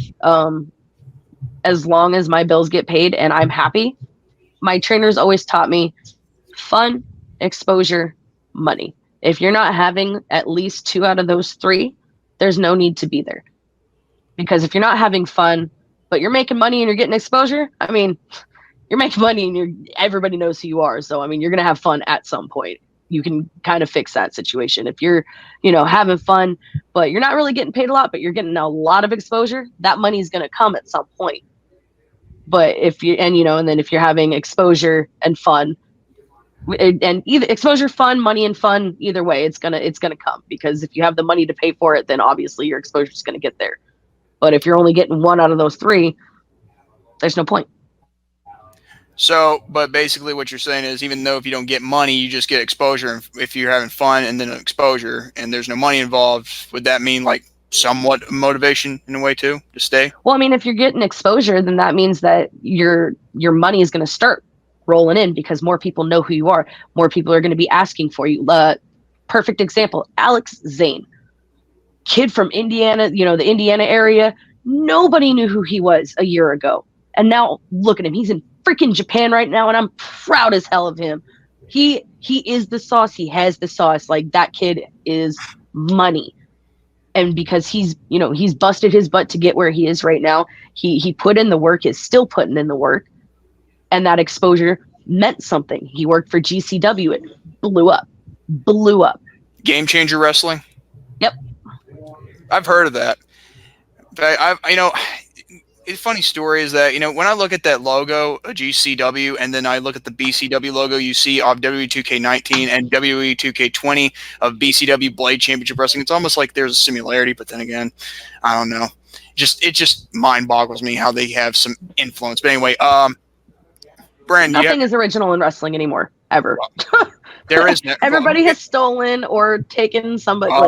Wrestling's not original anymore. Oh yeah, nobody ever thinks about originality, within the content of trying to create a wrestling product from time to time. However, unless if you can think of something on the fly as to why you want to make it somewhat of your own original concept and idea, then maybe there's some common logic within it to try and make it something worthwhile for the people watching. And then even if you have something that you think is absolutely 100%, nobody has ever done this before in the history of the universe, somebody be like, oh, hey, that reminds me of this. Or reminds me of that. Mm-hmm. Oh, well, you're just in time, Sophie. This is our special guest, Kikyo. Anyway, Brandon, do you have a question? I do, actually. All right. What wrestler inspired you to become a professional wrestler? I'm sorry, what was that? He was talking over you. So I'm sorry. I was thinking, like, is it a question that where she's wrestling in the Pacific Northwest? But then again, my bad. That's okay, Jordan. All right, let me try that again. What wrestler inspired you to become a professional wrestler? Weren't you listening earlier? My God. I know. What? No Mercy, 1999, Terry Invitational Tournament, Matt and Jeff Hardy versus Edge and Christian for the Brandon. rights of the managerial services of Terry Runnels with $100,000 on the line. Brandon, my bad. Brandon, Yes, come here. Listen to me. You've already asked her this question. I'm not asking for a cookie. I'm not asking for your opinion on this part. I'm just asking you, like, what the crap? Okay. My bad. All right. Okay, how about maybe So question. Go ahead, Jordan. Wait, what? Sophie, oh, yeah. You know what? No, you can go away now, because Sophie is asking for a question. She asks who my favorite WWF diva is, which is a very specific question, because WWF diva is a very finite area of time within World Wrestling Entertainment. My favorite WWF diva growing up, aside from the obvious Trish Stratus and Lita, it definitely had to be Chyna, man. Like, she completely made it okay for bigger women to, be dominant and not, like, yeah, she had her issues, whatever. Everybody has their issues, but like, Chyna really pushed and broke the mold for girls like myself, like Lufisto, like Jessica Havoc. Without her and without, people like Bull Nakano, Reggie Bennett, I wouldn't be able to do what I do. Don't forget Awesome Kong, too. Absolutely. Yeah. But I'm like, Awesome Kong is after that. Oh, I know. If it wasn't for those people, Awesome Kong wouldn't even be able to do what she does. Oh, there's a lot of praise in the live chat for China. I'll tell you that right now. Absolutely, as there should be. And you know what? I think there should be a women's China Memorial Battle Royal for next year's WrestleMania. I mean, can we at least have that put in, for acknowledgement? Sure, the whole Fabulous Moolah Battle Royal trophy got thrown in the trash bin because some people were. It looked like a set of ovaries. It really did. It looked like a uterus and ovaries. Oh, Jeff Hardy, Sophie, by the way. She has to matter Jeff Hardy. Jeff Hardy, my God. Okay, here's how bad it got. I worshipped this man when I was a kid. It got to the point where I could write a full 2 to 4 page book report without even having the book on me. All I needed to do after I finished writing it in class was go find the book so I could write down the site information. Jeff's currently still I think he's probably still maybe either still injured or still suspended, and he's got his issues, man, I'm telling you. But still, you're getting a lot of respect from Sophie. But at the end of the real day, recognize real, man. recognize real. Anyway, I would have to say, now that I think about it, what do you mind if I ask a question, since you probably have to think of another one and not repeat yourself, Brandon? Yeah, go ahead, Jordan. Anyway, here's my question. What? After your question, I have. Oh, okay. What do you think of? I was about to. I'll ask you that question in a moment. What do you think of wrestlers having trouble with vices? I mean, it's really a personal issue. If they've got a problem, then it's up to them to seek help. If you've got friends that you notice, hey, you know what, this guy hasn't been acting, like himself, or if you notice a pattern, see something, say something. It can only the only thing they can do is say, nah, bro, I'm good. If they don't want to talk about it, that's on them, but if it's really a personal demon that people have to deal with. Everybody has their vices, whether it be something harmful to yourself or to others. It's up to you to keep it at a healthy level. When I watch things for wrestlers, I would rather watch the Resurrection of Jake the Snake, because that's actually a film worth watching in regarding to help you out with certain vices like alcohol, drugs, whole 9 yards. Because Jake was really, really messed up when it comes to his problems. But then as the film of this documentary keeps going on, even though Paige had to put up with him whole heck of a lot, at the end of the day, Jake managed to overcome his demons within the documentary, and he was able to finally, make things right with his family and actually, stay sober. And to this day, he's probably well deserved to be put in the Hall of Fame back in 2014. I mean, he's helping run the school in Vegas. He's got a good thing going on. He's got a good round of people around him, and I'm very proud of anybody who can get over their demons, because it's hard. It's not easy, because it's not just just because somebody relies on those kind of things because of their mental health or what have you. Not everybody has access to that kind of stuff, and some people just sit there and they suffer in silence. And honestly, sometimes that's even worse, because your body starts to deteriorate on itself. Oh yeah, age. I deal with my own kind of stuff at home, and not everybody needs to know what's going on, but it's you pick your fights, and if you got spoons for the day, then use them. Yeah. Anyway, before you ask, David, Retro Media Vision asks, Kikyo, what do you think of Ric Flair and The Rock? Is there a feud going on, or just what do I think of Ric Flair? What do I think of The Rock? I'm sorry, maybe it's individuals. What do you think of Ric Flair and The Rock? Individually, who they are in their careers. Like, okay, let's say do Ric Flair first, and then talk about The Rock. Maybe maybe that'll help out. You know. Oh, there we go. I mean, it's Ric Flair. Like, yeah. It's Ric freaking Flair. I got to like see him in person and be on a show that he cut a promo on and then left. So that was kind of cool. I mean, I use the quote a lot.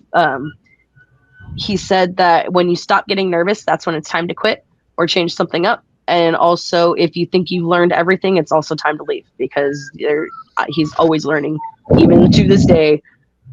However long he's been actually now retired, he's still learned something every time he goes anywhere near a ring, because you are always learning. The game is always changing. Like, and then, I mean, again, The Rock. It's the freaking Rock. He got words put in the dictionary. Lay at the SmackDown. SmackDown was not a word until The Rock said it, and it got put in the Webster dictionary. Also, jabroni,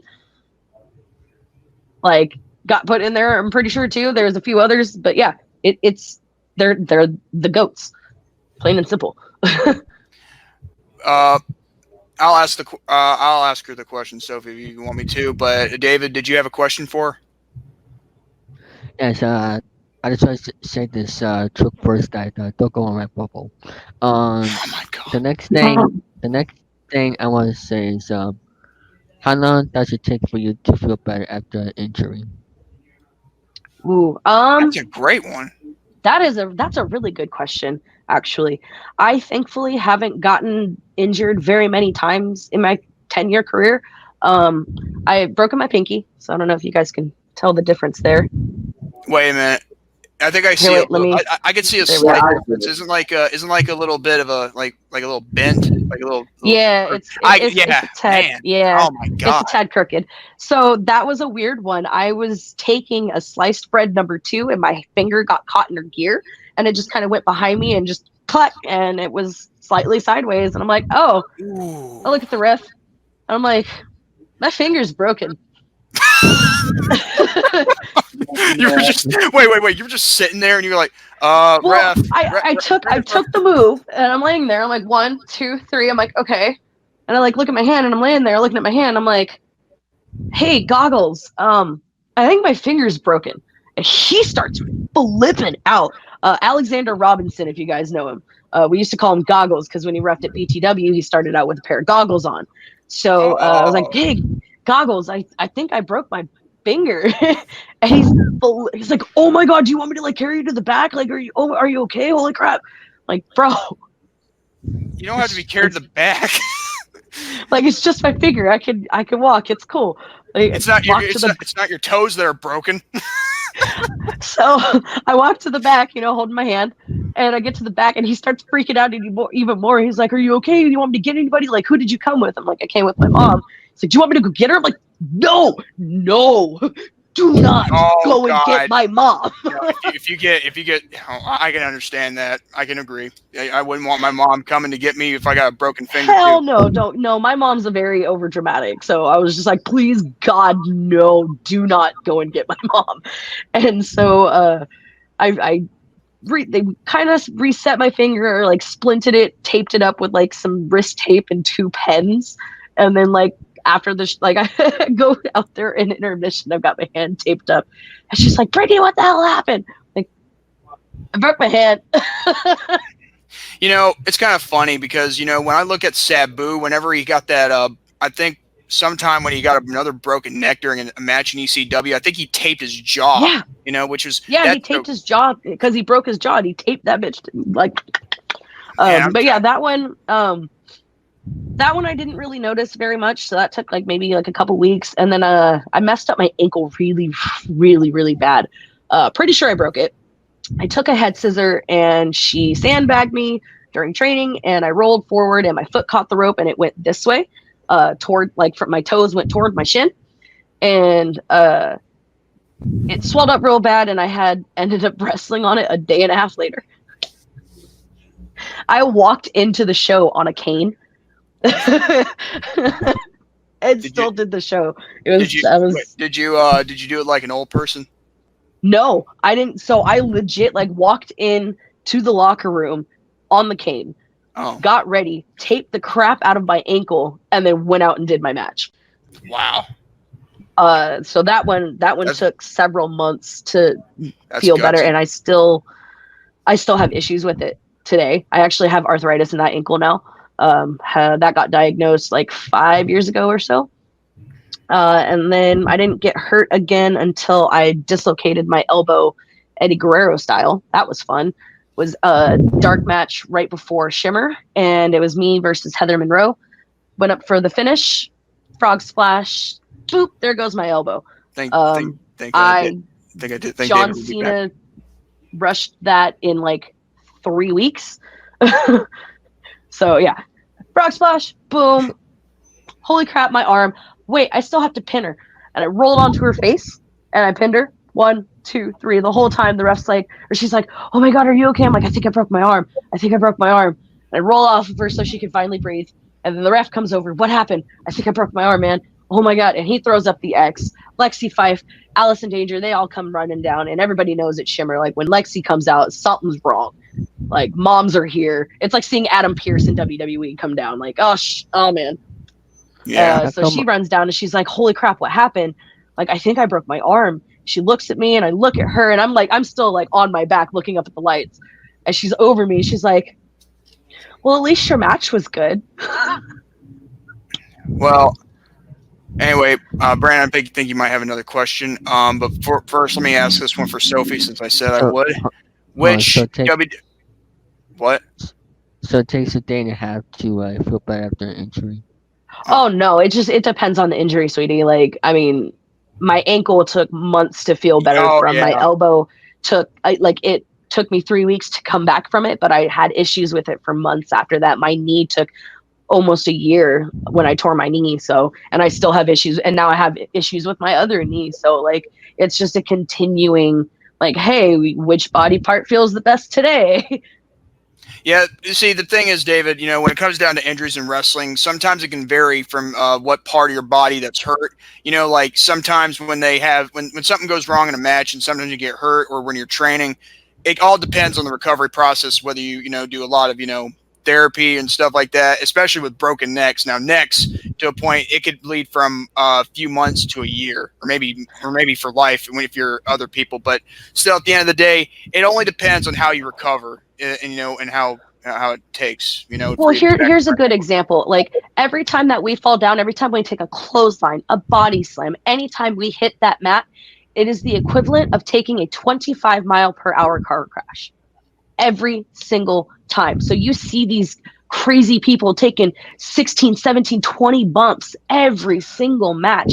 They are putting themselves through that many car crashes every single time. Oh yeah. I mean, I've heard a lot of things about, when you bump on that mat. But anyway, Sophie C asks, which WWF superstar, apart from Jeff Hardy, did you have a crush on growing up? Jeff was like everything to me. Any other person but Jeff Hardy, but I know. I mean, I had the hots for Lita. Lita definitely made me question myself growing up. And so did Trish Stratus, and then freaking Stacy Keibler came in and wrecked everything. That woman, dear Lord. Well, I loved Razor Ramon. I had a huge crush on Razor Ramon when I was a kid. Oh yeah, man. Chico, take a look at the bad guy, man. I like Chris Jericho. I like Chris Jericho too. Hey. Chris Jericho's actually in AEW. Mm-hmm. Anyway. I loved Chris Jericho. Oh, he smells so good. I got to meet him and he was beautiful. Oh. Wow. I didn't expect you to say that, but okay. Jericho, he is watch your back, man. Like Jericho is like, he really did invent So I mean, if you look back at his stuff in Japan, his stuff in WCW, like he was so far ahead of his time. Holy crap. And then he came into WWF and just murdered the place. People lost their ish when his music finally hit. Can I say something first? Yeah. Just so you know, for some reason I've been having connection problems with my end. How come unknown I'm on this side instead of over there? I have no idea. I mean, Kikyo was she was underneath. She was underneath Brandon. Apologize, Kikyo. It was underneath Brandon. You were underneath me. I think there was a connection problem. I have no idea. Yeah, I don't know. I'm I've used to been having talking from the connection- bottom, so whatever. Hey, that's fine, man. That's fine. I mean, I'm used to being on the bottom as well. Instead, Yeah, you look like one. Oh, Jordan. I mean, he literally just like walk, wall. I like this girl. Jordan, I really do. Jordan, Yep. you said it's fine, men. I know. Well, you know what? Any woman who's willing to take bumps and all that in the ring and actually know how to take things like men do, earn my respect. Oh, did I mention that I have a match coming up with Matt Tremont for the Supreme Violence Championship at Crimson Crown Wrestling? And I hope you beat his arse to death and prove to Becky Lynch that you are the man. I mean, it's been a minute since I death matched, so I mean, I've been getting Wait. an itch, but at the same time, like, I'll have to ask you a question for that later. But Brandon, do you have a question for her? I do, but before I ask her a question, Chris Kennedy said this. Do you remember Molly Holly? I met Molly Holly reffed my match with Nicole Savoy. What year? 2014. That's actually pretty good. You can find that on YouTube if you look for Kikyo Nakamura versus Nicole Savoy, and I think if you put Molly's name in it, that'll pop up. You teamed with Shinsuke Nakamura? I did not. Wait, what? So Kikyo okay, before it went to you just said Nakamura. yeah. So let me explain. So before I went by just Kikyo, I had to change my name and a whole bunch of legal reasons. There's lots of bullcrap. So I had changed it to the Fallen Flower Kikyo Nakamura because I'm like, okay, you need a first and last name. It needs to be a fully realized character. And then a friend had let me in on the fact that apparently the Joshis were kind of upset about it because I'm not a Japanese person, even though I had literally looked up, like, I bill myself from Osaka. The most common last name in that prefecture is Nakamura. It's basically like Smith over there in that particular prefecture. But because I am not of Japanese origin, people got irritated. So I was like, all right, whatever. I'll just drop it. And that's what I did. So that's kind of a shame, though. But then again, you know what? Better to have what you got than what you don't have in a way. Because I'm telling you, I think that kind of sucks. But you know what? Hey, by the way, if anybody has me a problem calling her Kikyo Nakamura, guess what? Piss off. Anyway. So you're going to tell me to piss off because I tell people to stop calling me that, so that way I don't get more heat in Japan when I go back over there. No, I'm just saying that because I think you deserve the last name. I appreciate that, but I mean, I've gotten more recognition off just the one name than I have with the last name. So yeah. But anyway, you were going to ask her a question before Retro Media Vision had a question about Molly Holly. What were you about to ask her? All right. Well, this time, though, you debuted Prestige Wrestling back in June of 2018, in which I was there. Oh, boy. And here's a funny story about this, though. I mean, my goodness sakes. Before Prestige Wrestling, I went to Walmart to get some signs. And I saw this woman right here, and along with the A-team members of Chase James and Lance Pearson. Oh, snap! Okay, I remember that. I know. All right. Get back on the real question is, though, I mean... Oh, wait, did you forget the part where they beat your arse to death? They were just saying, like, nice T-shirt. I'm like, thank you. I was like, are you coming to the show tonight? I'm like, yeah, I am. That's not how I heard it, but then again, okay. Okay. I know. All right. For my real question though is since your Prestige Wrestling debut back in June 2018, how do you feel when you face Leva Bates though in that debut match? I love working with Leva. Love her to death. Miss her so much. So, here's an Easter egg. If you pay attention real close to the match, I'm not wearing wrestling shoes. Oh. Wait, what I kind am of wearing Leva Bates shoes, and she is wearing her own wrestling boots because I forgot to put my shoes back in my bag from training the night before. Oh. And nobody else, most guys don't wear a size 6, so because I'm a 6 in men's, and she happened to be an 8 in women's, and I'm like, can I borrow your shoes for tonight? Because mine don't, the shoes I was wearing were super flimsy and weren't staying on with my kick pads, so I had to wear Leva's shoes. It's better to get wrestle what you've got instead of what you don't have, like I've probably said a bunch of times. But you know what? At least you know how to improvise. I would say that. You got to, man. I mean, look at Sky. He wrestled without shoes on. By the way, Leva Bates, where is she at? Is she in the WWE or is she in AEW? She's AEW. Seriously, she's the freaking librarian. Yeah. Oh my God! Now I remember who that is. The annoying blue pants librarian. No offense, but still, I don't I can't stand it when people go like this. Like, have you ever watched Richard Shineri do it though from Hood Slam? Because he should have been the librarian. No offense to Peter Avalon, because I love Peter, but Richard Shineri should be the librarian.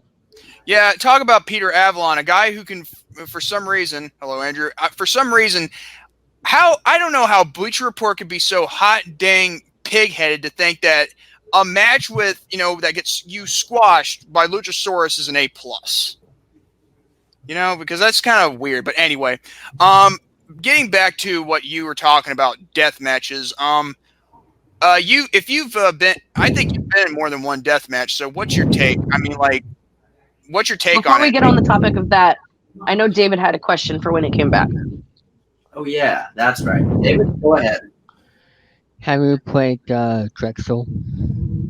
I haven't faced Drexel yet, so actually we could kind of keep on the deathmatchy thing there, because I love Drexel very much. He's a very cool dude. He's absolutely insane. But no, I would love to face Drexel, and I know he and I would definitely be in a death match if that happened. And then I know somebody had mentioned in the chat that my next match is the death match. No, that's in 2 weeks. That's December 6th. I get to fly down to Los Angeles. It's going to be in Southgate at the American Legion post that AWS always runs out of, and that's going to be violent. Yeah, probably it's going to be so violent. It's going to be a bloodbath, probably. The last death match I did was actually at Crimson Crown, because it was right before I moved up to Washington, and it was against.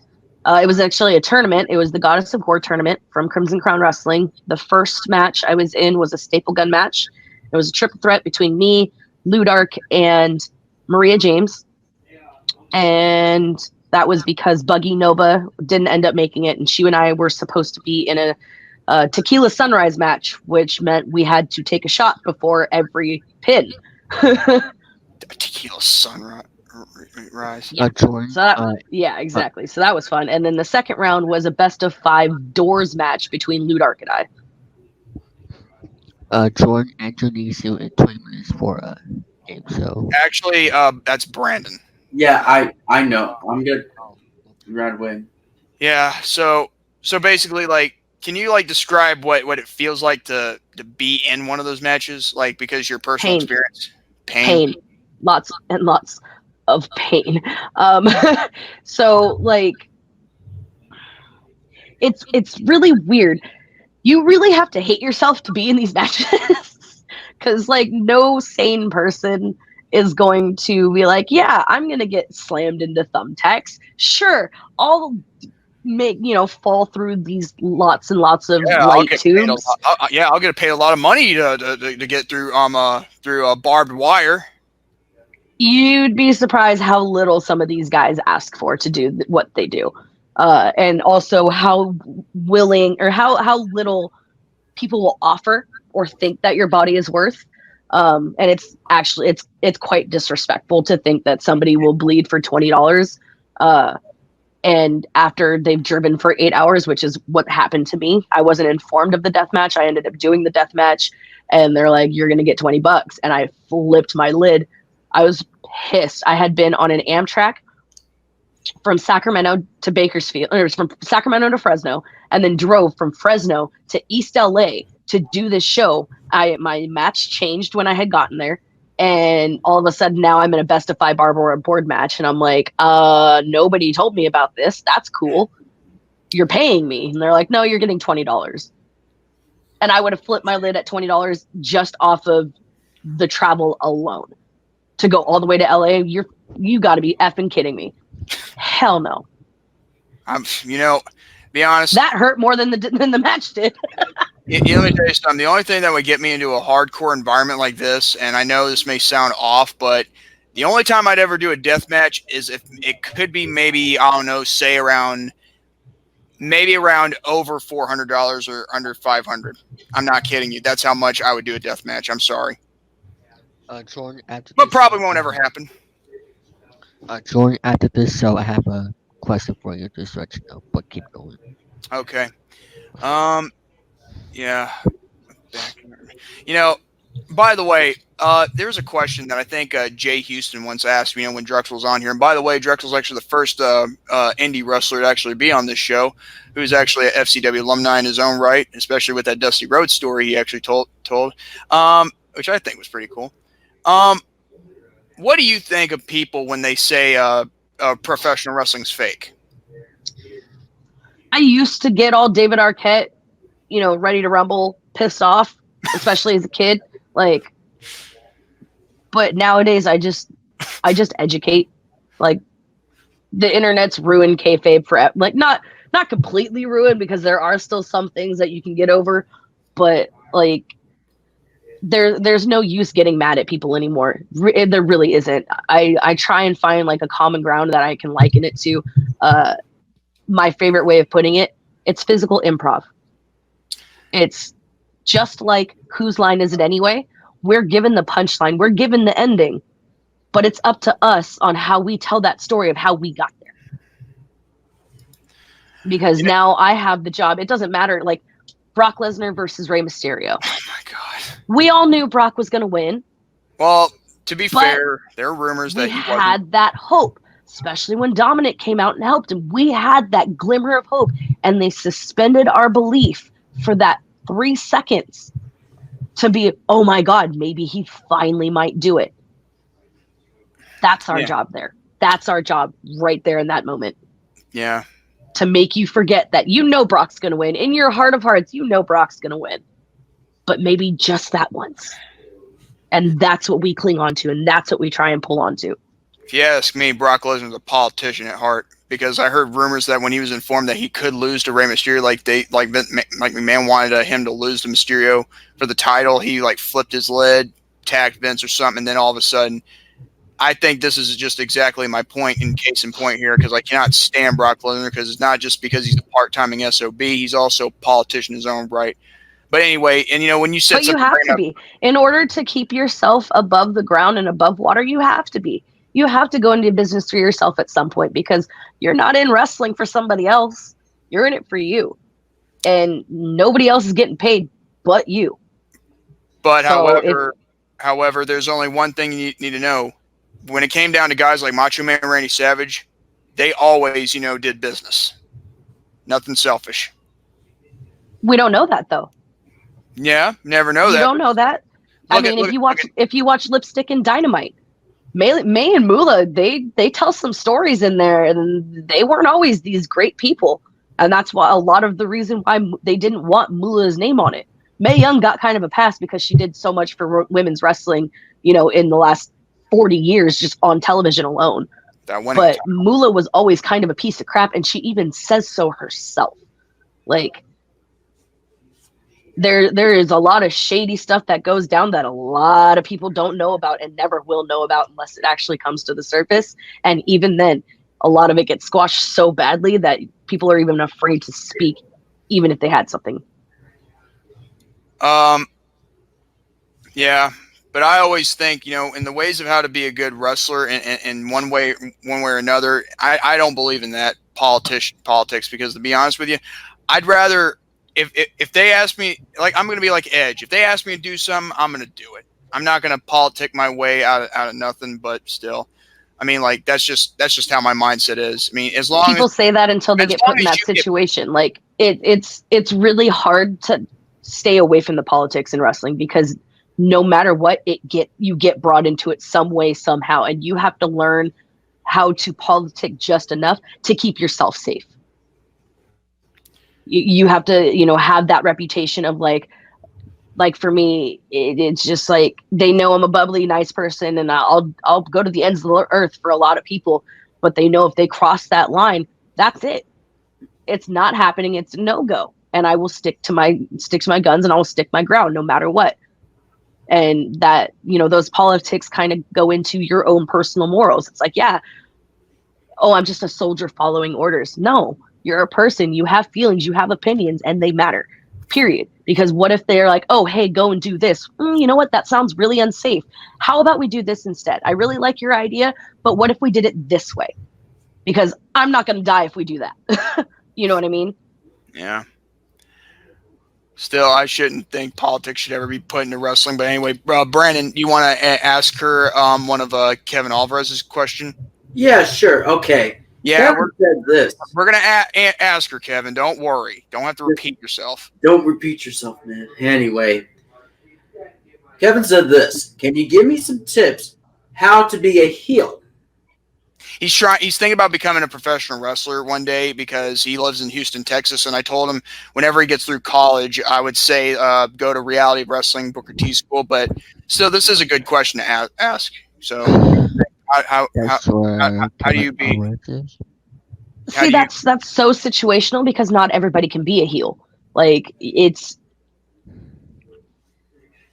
that's really something for your trainers to really sit down and talk about, or, I'd have to like be the person teach, especially for somebody who's not in the business. Like, you have to go and learn how your body moves in order to know how you're going to be, like what kind of wrestler you're going to be. Like, people see me and they don't expect me to move as quickly as I do, so that's where my heel kind of comes in, because it's, oh, look at this fat bee. She ain't gonna do nothing. All of a sudden I'm doing a moonsault, or I'm, flipping through the air, or I'm diving off the rope, or I'm catching somebody and throwing them and tossing them, or moving out of the way and doing something fancy. And they get mad at that because they put me in this pigeonhole that I just went, bye. So it's really like, and then you have to know your audience. If I'm down in Georgia, all I have to do, is have the good guy be like, you know what? Oh, she's being so, bless her heart. The whole crowd pops. Had it happen to me, I was like, Roxy, I can't believe you did that to me. But if I'm in like somewhere like Chicago, I have to be more crafty with it, because they're smart marks over there. They know the business. They know what's going on. And you really have to like dig personal things. Like, my match with Jules Malone was for Rise 3 Medic. Dr. Tom Pritchard did the seminar earlier that day. And Jules Malone has a lazy eye. Nobody in their right mind would poke at that. That's not something she can help. That's kind of messed up. I did it because that crowd is going to react to it. I could have done that anywhere else, but I knew that crowd specifically would give me the reaction that I needed to make her that underdog and want to see her fight and get back at the bully. So it really depends on where you're at and how you move and how your personality is. I'm really good with like a lot of like movie lines and song quotes and song lyrics and stuff like that. So I'll pull from a random movie like, hey, you know what would make me feel better? You licked my butthole.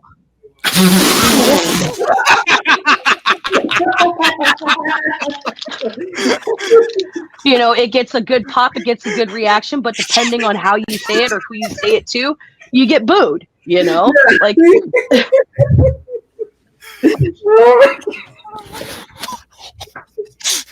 Oh my god. You know what? You are like, without a shout out, the most funniest woman I've seen on this episode, bar none. I'm sorry. You mean the so. Well, yeah, that is true. Yeah. But anyway, so, well, Brandon, do you have any question other than the one that we had to ask for Kevin, even though we had to say it twice? Yeah, dang it. Oh, man. yeah, either way, go get trained. Yeah, exactly. Well, get through college first, then get trained. Yeah. No. You can do it while you're going to college. Just make sure you're, you know. But I mean, if that's what rule you're gonna have, I guess. But Well, you can. Don't some people graduate college first before they do wrestling? You're funny. You think wrestlers go to college? No, I was saying, like, don't people go to college? Like, okay, don't people go to college? I started when I was 19. I was like a year out of high school, sitting on unemployment, doing nothing, and I'm like, I've always told everybody I'm going to be a wrestler. Well, let's Google wrestling schools in California and see what happens. And ta-da, here I am 10 years later. Oh, so in that case, you know, you don't need to go to college. I mean, I'm thinking like, I've wrestled a 13-year-old child in front of people. Like, you can watch it on YouTube. what the? Yeah, me and Sin, SYNN versus Cowboy Charlie and Drake Frost. I was thinking more lines like, you know, for someone, with Kevin Alvarez, he's like in college right now. He's like, you know, and I thought, you know, like, okay, if he's going to be in college and he's going to be trying to go through the whole thing, might as well go through it all, and then you can get into the business. I mean, better to have the younger, the better. Yeah, the younger, the better, I guess. The younger, the better, because honestly, it's a lot easier on your body to learn. You're a lot more quick to recover. And like, these kids that are getting signed nowadays are so fresh. They're 18, 19, 20, 21 years old, because now, oh, well, we can fit them to our mold and they can grow the way we need them to grow. And, you know, we'll get this longevity out of them instead of somebody coming in at, you know, a 15-year vet at 37 years old. Not much longer on the tank there. You know, not going to get as much money, not going to get as much longevity out of it. Wrestling recruit crews can pop out of nowhere like bunny rabbits. I mean, it's obvious, you know, the younger you are, the better your chances are in the business, I would believe.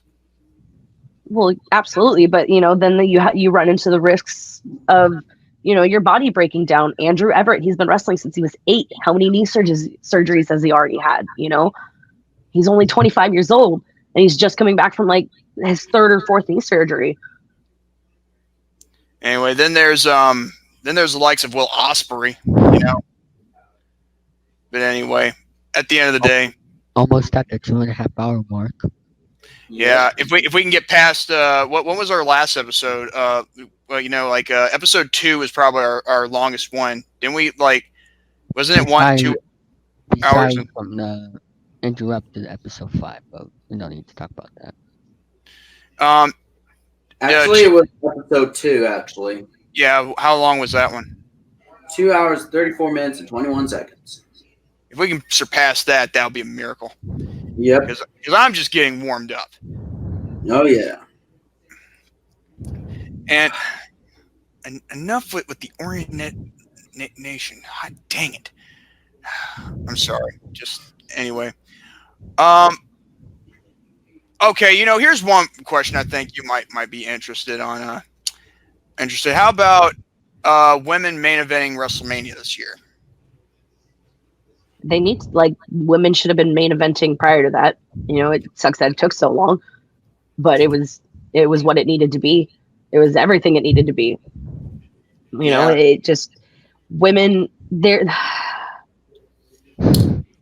It's tough because of the people that they have on their roster right now, men-wise, to surpass them enough to be considered a main event. Like, even when I get put in the main event, I'm like, why? You want me to close? Like, you want to send them home on that? I mean, all right, whatever, but cool, I guess. If they, more power to them. I don't like being in my gear that long, but whatever. Well, it's like, I just don't understand, like, I don't have any problem with women main eventing pay-per-views at all. No problem with that. However, there is like one of those chances where, they're going to get with it somebody because this is your first main event, you're going to get too nervous. You might make a mistake and like the pressure just gets to you. And then all of a sudden, sideways. Yeah, our camera's sideways. I don't know if that's Sorry. Yeah, I'm sorry. I'm doing something. Yeah, that's okay. It could be like, could be from pressure. It could be from stress. I mean, like, and then all of a sudden you come up to, now this time Survivor Series 2019, they actually try to make up for it, but at the same time, the crowd was so worn out they didn't, react too much, I believe. So You mean the game show Survivor? Shut up, David. The game show Survivor. I feel like just that, like, I love Shayna. She's a good friend of mine. I love Becky, and I've known of Bailey since before she even got signed. So it's just, I feel like the story that they told leading up to the show, it shouldn't have been the main. It really shouldn't. And that's not knocking on the talent of any of the girls. It's no. I felt like, especially like, because Shayna's main evented before. I've seen her main event. I've freaking wrestled Shayna. I know how good she is, but her style is more suited to main eventing a one-on-one kind of match, or like a tag match. Like the triple threat scenario, just I felt was, and it was just overplayed by the end of the show. It's like when they do those themed shows, and every match is a cage match, every match is a ladder match, and it just, everybody gets tired, man. They're tired of seeing the same triple threat because you can only do a triple threat so many ways. Yeah. The formula starts to end up being seen after a while. Yeah. I think what really comes down to is the crowd, interest, in my view. I mean, I think you think that, most people would want to see a main event at WrestleMania with the women, but the thing is they just for some reason there's a lack of interest, and I'm thinking like, okay, I'm not saying I'm uninterested. I just want to watch a match. But the problem is the crowd, it's like they're so judgmental. It's like too harsh in my view. I mean, granted, last minute thing, whatever, but I just don't think it should be. I don't think the crowd should always dictate from time to time when it comes to wrestling matches. I mean, personally, I would have built this up to close off every show we had if you're going to make this as the main event of a pay-per-view. Make it focus on, if you're going to focus this on to being the main event, close it on every show you're doing. That way you can build something worth watching a main event. Though probably no wrestling promoter will ever listen to me because, I mean, obviously I have no brains, but yet they do for some reason. But who knows? Yeah, you don't have any brains. Yeah. Yeah, well, yeah, that's what she said, David. No, not Kikyo. Someone more different than But anyway, You. Anyway, Brand, do you have a question for her? Yes, I do. Okay. This time is going to be a different promotion. Reactivate Pro Wrestling. You faced Danica Della Rouge at that Reactivate Pro Wrestling for 2 out of 3 falls, and we had the owner as our guest though on episode 6, which you can go check that out by the way. Which is our most viewed episode currently. Yes, exactly. And most. Yes, exactly. I mean, how's it? What was it like being in a 2 out of 3 falls? Excuse me, 2 out of 3 falls match with Danica Della Rouge. Tiring. I don't blame you. I don't blame you. That was my first one, and I was tired, man. I was already coming off a long ass weekend. I was tired. How long was the match per se? Like 10, 15 minutes. I don't know. When it comes out, go look. I don't know. Wait, 15? I know we had 15. I don't know how long we actually went. Wait a minute. Are you meaning to tell me that you were sucking wind around 15 minutes? I'm telling you that I was sucking wind because I just came off a freaking torn ACL, bro. Oh. Okay. Okay. Come on, Jordan. It's a program. Right. That I can respect. I mean, that. I could just sit on your rib cage if you want. That usually works.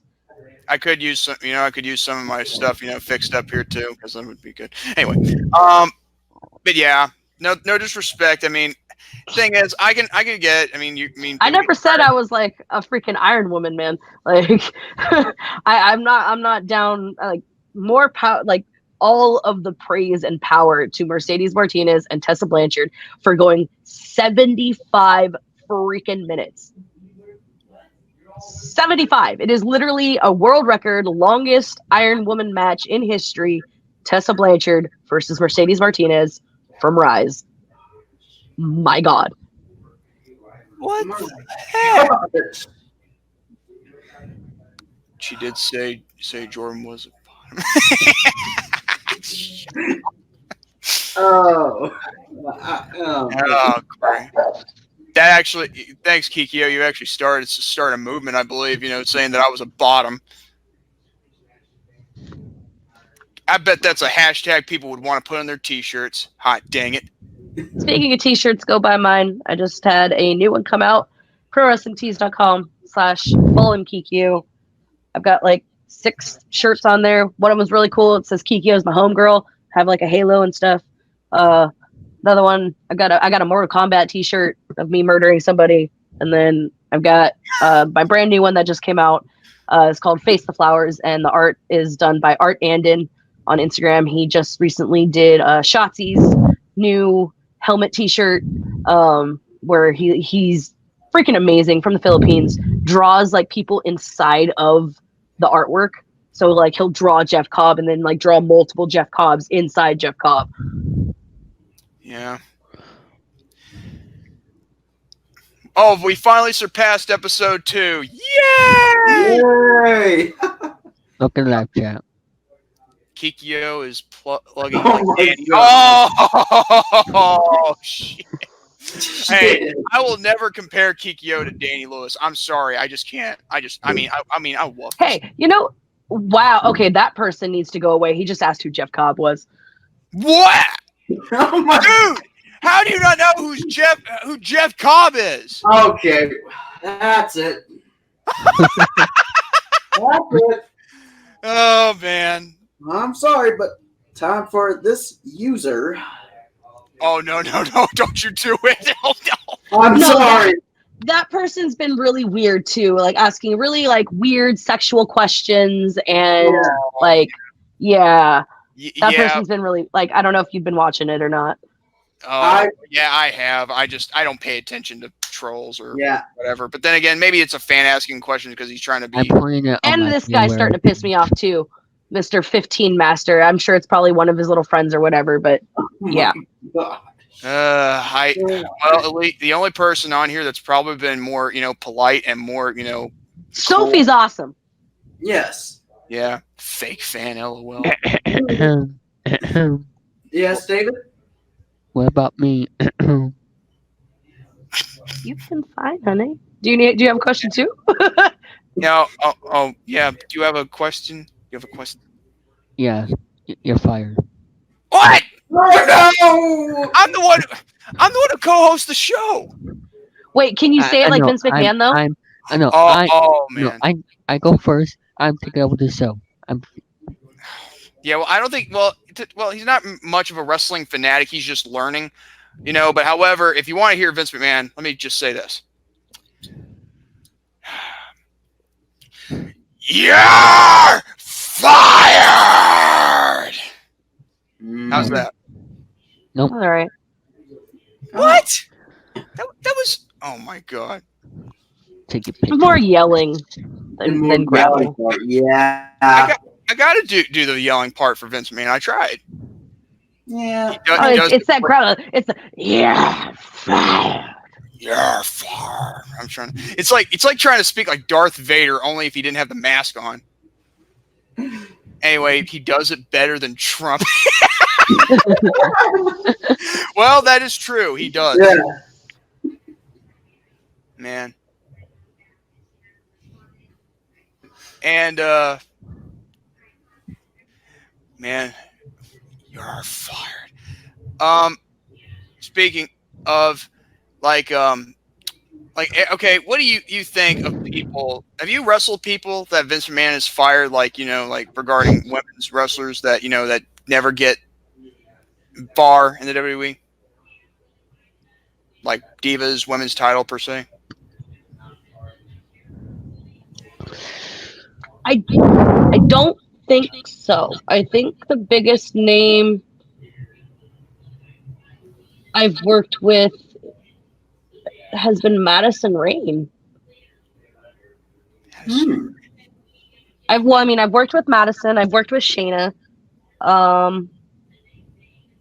I've worked with Jessica Havoc. I've worked with Leva Bates. What about that woman who portrayed as Emma in WWE? Nope, never. No, haven't wrestled Tennille yet. Oh man, you whenever you get the chance, you should. She's real good. I mean, somebody book it. I'm book it. I'm not I'd saying book no. I'd book it if I own any promotion. Dang it! But if you ask me, I'd say Big Time Wrestling would have to take the cake. When it comes to booking stuff. Oh, absolutely. Well, I mean, Kirk's freaking amazing when it comes to getting people. So yeah, I've actually been going to BTW shows since I was 15 years old. I'm talking about one in Boston, that comes from. Oh, Boston. I'm talking about the one in California. Oh, well, hey, we got our own Big Time, baby. Anyway, That was first.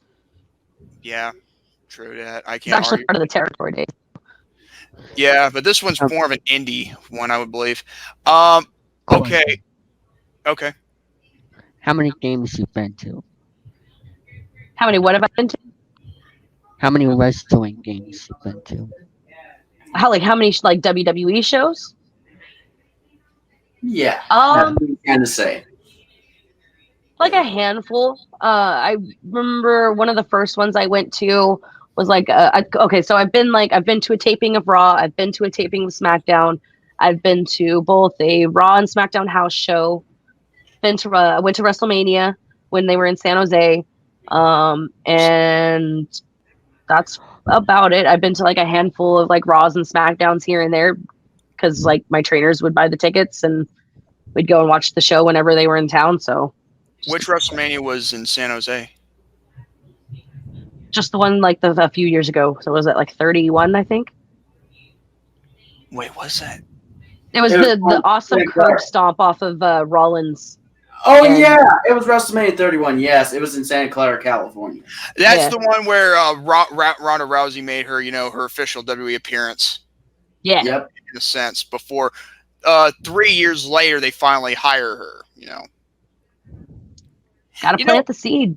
Yeah. It's kind of funny. What do you think when someone somehow who's starting their wrestling career, despite coming from the UFC or MMA, want to somehow be on your first ever match, be put on Wrestle Freaking Mania, and then all of a sudden 1 year later you're main eventing the same show you debuted on? What is your mindset with people like that? Not nothing against Ronda Rousey, but still, your thoughts on something like that? That's the thing. You don't know how hard somebody's worked to get to where they're at. She busted her butt down at Santino's training. Like, they made sure that she was ready for it. And so, like, to judge somebody on how they got there, like, it's really not my place. I remember seeing her and Shayna and Jessamine and Marina sitting in the crowd at Pro Wrestling Guerrilla watching wrestling. So it's, you know, it's not like she's unknown to the business. You know, so more like, good on her. Good for her. She was able to have that ability to bust down a door for other people to do what she just did. You know, and it only makes the business better from here. It gives everybody, you know, better chances at equality. Wait, hold on. They never done many WF shows in the UK when I was younger, but the one they did do, I got to meet Eddie Guerrero and Sky Too Hottie. It was amazing. Okay, here you go. Short story, sorry. Scotty Too Hottie. that weird okay. fool. Jealous that you got to meet Eddie. Never got to meet Eddie. But I was at Wrestle Reunion in Los Angeles. This was like 2012, maybe 2013. And it was me, my trainer, two other students, and I think 3 other students. And we're all in this elevator with Scotty Too Hottie. And Scotty is just so uncomfortable being in this elevator for some God unknown, like literally only God knows why. He was just all freaked out. But he was like we were up against the back of the elevator, and he just walks like this far away from the door. So that way he's like as close to the door as possible without touching it. So that way he could like get out as quick as possible from this elevator. Like, we didn't talk to him. We didn't, you know, try and be weird remarks or anything like that. But he was just like super jittery and weird. I don't know. You know, I actually know something like, you know, I actually know this one guy named Teddy Goods. I don't know if you've ever heard of him. Did you know that he actually was trained by Spike Dudley? Yeah, Spike runs a school. Gilbert runs a school too. Yeah, I was thinking, like, you know, I've been trying my hardest to think, like, you know, how come this guy who's been in this business, like in the indie scene for like 10 years, has not gotten a major league, like a major contract with a major wrestling promotion, which really can bug the crap out of someone. I mean, like, hey, guess what? If I was running a major promotion, I'd hire you. That's how. I mean, if I need talent, I get what I can get. Especially, I mean, I don't care what you look, as long as you can go. That's it. That's my mindset. And besides, if I want you to be women's champion, I want you to be women's champion. But at the same time, I just think, like, what? Why hasn't he been signed up? Yeah, but I don't know. Just mind boggles me how indie talent cannot be, you know, somewhat given their credit where credit's due when it comes to making some great matches. You know what I mean?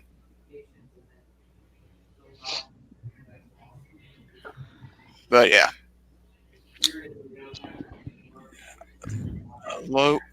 I low key loved Spike Dudley. I low key. I'm trying to figure out. Oh my god. Yeah, he wasn't the friendliest when I met him either. Oh. You know, the greatest thing about Rant and Rave is the fact you never know what's going to happen. I mean, I've been called bottom. I mean, we've actually had a lot of funny moments, especially especially when Kikyo right here telling a joke regards to the whole tongue and moment, which caught us way off guard. And on top of that, we got an advertise, and we got her, you know, plugging her stuff in, and you know, David calls out like a Danny Lewis. Well, how else are they supposed to follow me at Fallen Kikyo on everything? Like, come on. Yeah, that is true. I'll give you credit where credit's due on that one. But for like, Danny I'm even Lewis, wearing my beanie, man. Like, I got to promote myself. That's the only way that, like, did you know that on Instagram you can't use the swipe up feature until you have 10,000 followers? Well, yeah. I know that. Yeah, and then there was And then again, the thing is, the difference between you and Danny is that you're not the one that goes like, please buy my Redbubble. But make sure I am cheap, I am poor. I want you to buy my Redbubble so I can play polka, watch game shows, and do homework. But yeah, that's basically all there is to it. I bet we have time for probably one more question, maybe. So, All right. Read what I said in private chat, Brendan. Oh my gosh. Read this out loud.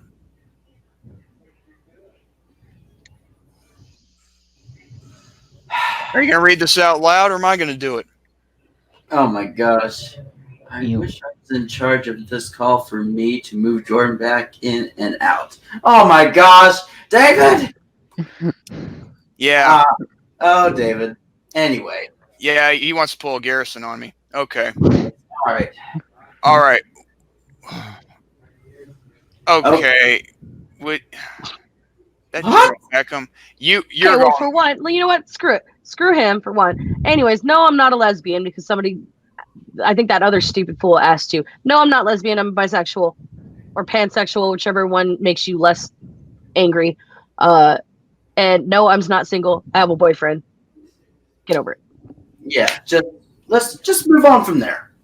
Yeah, just for anyone who has these kind of questions, just please don't ask her and Well, go no, away. no, I mean, it's cool. Like, I don't mind I being get it. asked what my sexual orientation is. That's not the problem. It's the way that it's being asked.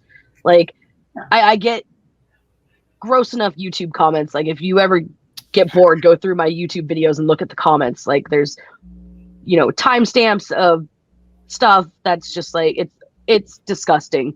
What goes on in my comment section, what goes on in my inbox is even worse.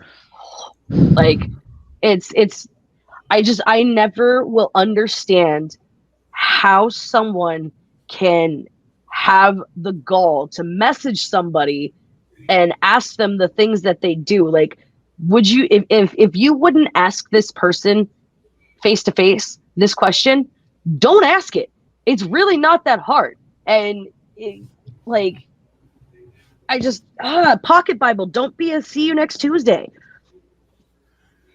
Yeah, well, I just pulled out my own thing right here. See, I just pulled out, why I, being a born again Christian man I actually have standards, which is why I have officially hidden this person and put him in timeout.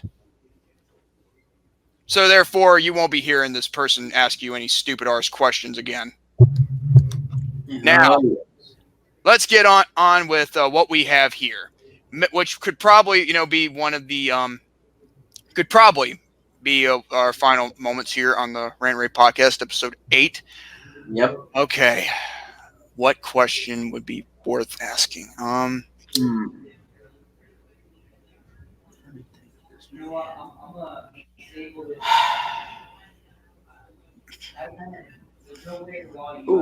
problem. Retro Media Vision. I have one. Okay, David. You'll have one. Then maybe Brand might have one, and I'll have one just to close the show. Go ahead. How many years do you think you will be continuing to wrestle? Oh, That's a good one. No, you don't understand how good of a question that is with the way I my know. body feels. I know. hey, you gotta give the kid credit. Yeah, it's true. Like, I've been doing this since 2009, and I feel like I'm 85, but the feeling that I get every time I step through that curtain it's like a drug, and I will do it as long as my body lets me. And if I can't do it myself, then I want to train. I want to be a part of this business somehow for literally the rest of my life. Sal Bandini, want to wrestle? My name's Kikyo. You want to wrestle? I'll teach you how to wrestle. Come on over here.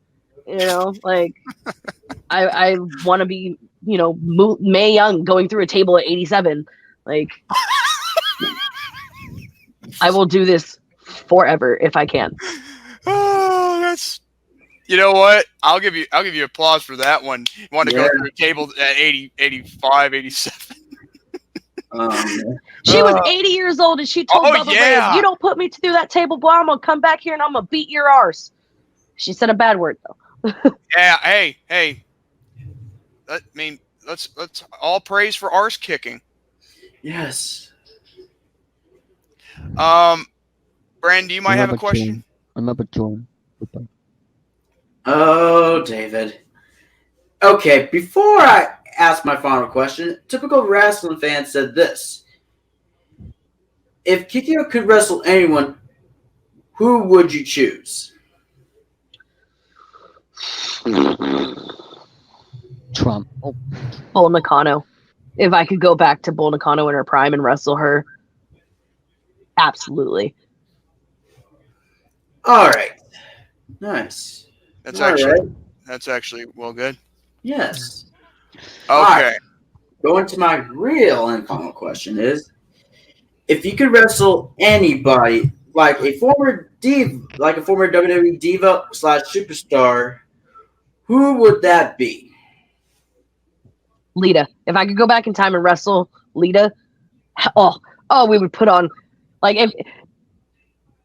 give me my body from 2 years ago, feeling wise, but my brain now, my body from 2 years ago, and Lita from Lita before she broke her neck on Dark Angel. Oh yeah. I heard there was a thing where during the production of Dark Angel on a TV show, like a taping, I think it was. She broke her neck on the head scissor that she gave her. I was thinking well, dang, dude, that's hard. That's pretty bad to hear. But still, even if she were to have one more match, theoretically, mind you, even though she might have one more match left in her, I mean, look at Trish Stratus. Do you think you and her could pull one off, even if it's an indie show or even a main show? Absolutely. I'm the best at working around people's crap. If you tell me, oh man, my knee's bad, I got you, bro. Hey man, I need you to carry, I got you, bro. That's my bread and butter. I came up in this business being handed the bottom of the barrel. So I had to not only bring myself up, but I had to bring that other person up with me. And so I really got this reputation of don't worry about it, Kikyo can handle it. Respect. Yeah. Like WC says, respect, and I got give credit where credit's due. Almost at the 3-hour mark. Almost at the 3-hour mark. If someone we make it to that, I'm sure we will. We're gonna make it. I'm gonna make it. I'm saying if we ever do another show, I think it's gonna be so hot dang impossible to do another 3-hour show. Yeah. But this ain't Monday Night Raw. I know. In fact, this is probably better than Monday Night Raw, if you ask me. Because Yeah. we're actually not even having any commercial breaks. Now, granted, I had to take a break or two one of them I had to check on my sister. 2, I had to take a bathroom break. But anyway. Yeah. Anyway, let's see. My question for Kikyo. Okay. If you ever wanted, if there's one women's title, any type of world women's title you wanted to hold, any title design in general, don't care which one, just pick one that you'd want to hold and have as a title reign, which one would it be? Divas Championship, anything. I don't. I mean, it doesn't matter. I mean, any women's title you can think of, any title design. Who would you take that Divas Championship? You throw it the F out the window for one. How dare you bring that butterfly into this? That's almost as bad as Jeff Hardy's title from TNA. That's harsh. I mean, he created that belt. I'm sorry, himself. I speak nothing but truth. You speak nothing but truth. But if I was a women's champion and I could have any design, man. For nostalgia factor, the women's strap from the early 90s, like what everybody refers to as Trish's title. The one from 1998 to 2000 to all the way to 2010. Yeah, like the women black strap, big gold oval. Yes. Beautiful, simple. It was that is the women's championship.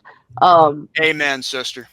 But honestly, if y'all haven't seen Gold Rush's Lady Luck Championship, that strap is beautiful. I miss that belt, man. I miss having that. I cried a little bit when I found out I was dropping it. I legit cried a little bit because I was just like, I've had this for almost a year. Oh man, I'm not gonna be able to be like, look how pretty my belt is, because it's white leather, purple velvet on the back, and it's got like gold and purple plates on it. It is absolutely gorgeous. Wait a minute. Could Kikyo beat Andy Kaufman? Hey, wait a minute. Hell yeah. Hold on. Let me just speak right here. Let me tell you something. She could break that guy in half. I'm not kidding. Kaufman, give me a break. Let me tell you something. Kaufman wouldn't know what hit him.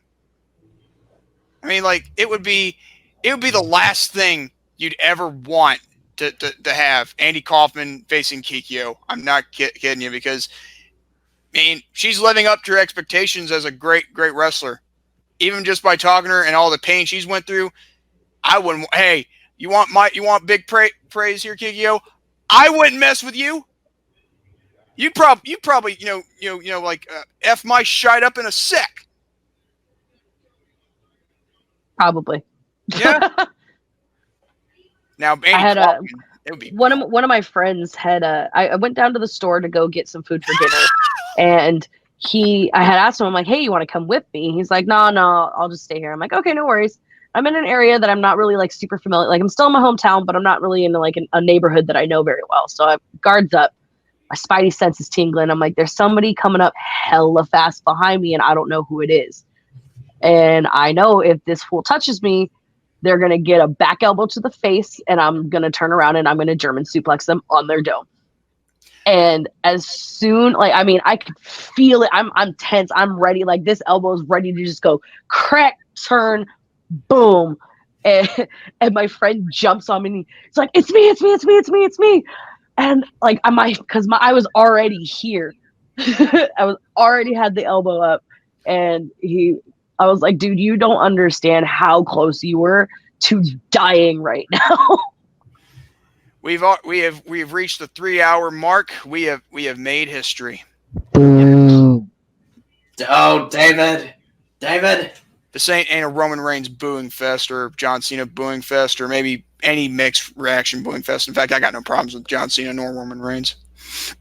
But yeah, I like this comment that made me laugh while you were talking. Kikyo would have him for breakfast. I think she was either referring to Kaufman or maybe me. I don't know, but still. Then again, maybe two for one sale, I would believe. Yeah. Well, Either way, this talk about food is making me hungry. I haven't had dinner yet. Yeah. So me neither. John Cena's back. Are you kidding me? Oh my God. Typical trolls for you. Because, you know, I'm not even going to put this one in timeout. Okay. Well, since we've already discussed everything there is to do, and even though, by God, this is going to take a long, long time, we will ever do another episode that probably surpass 3 hours and something minutes. Still, at the end of the day, this has been one of our best episodes by far, since it's been more longer than anyone we've ever done. That being said, thank you all for watching Rant N Rave Podcast with Brandon and Jordan, and also, with our guests, David 3000 and Game Show Fan 2001, and also the well-talented and well-deserving, Kikyo right here. And also, please be sure to subscribe to Brand Martin. If you like this stream and this video, give it a thumbs up. If you dislike it, give it a thumbs down. Please leave a comment and below after the replay is out. And also, after you subscribe, hit the notification bell to be notified when Brand's going to be on live or uploading a video at all times. Also, buy a Kikyo stuff off of ProWrestlingTees.com. Also, yes, and of course, I know I'm going to get all this too. Buy Danny Lewis's stuff off Redbubble, Game Show Fan 2001. I mean, like I really do not want to advertise things off Redbubble. It drives me crazy. Also, subscribe to me and David 3000 as well. Hit the notification bell. And as far as I'm concerned, I think Retro Media Vision actually subscribed to Kikyo on YouTube. So go ahead and subscribe to her YouTube account as well. And with that being said, yeah, I guess I pretty much covered everything when it comes to plugging in things. Yeah. Yeah. God bless you all. Have a great day and even better tomorrow. Yes, but that being said, we'll see you all for the next episode of the Rant N Rave Podcast with Brandon and Jordan. Oh, by the way, next week I have made my decision of who I'm going to rant in the main event. Ooh. I'm going to rant on Phil Mushnick. Ooh. Okay. Oh, Kikyo, trust me. If you watch Rant N Rave Podcast for next week, it'll be worth watching.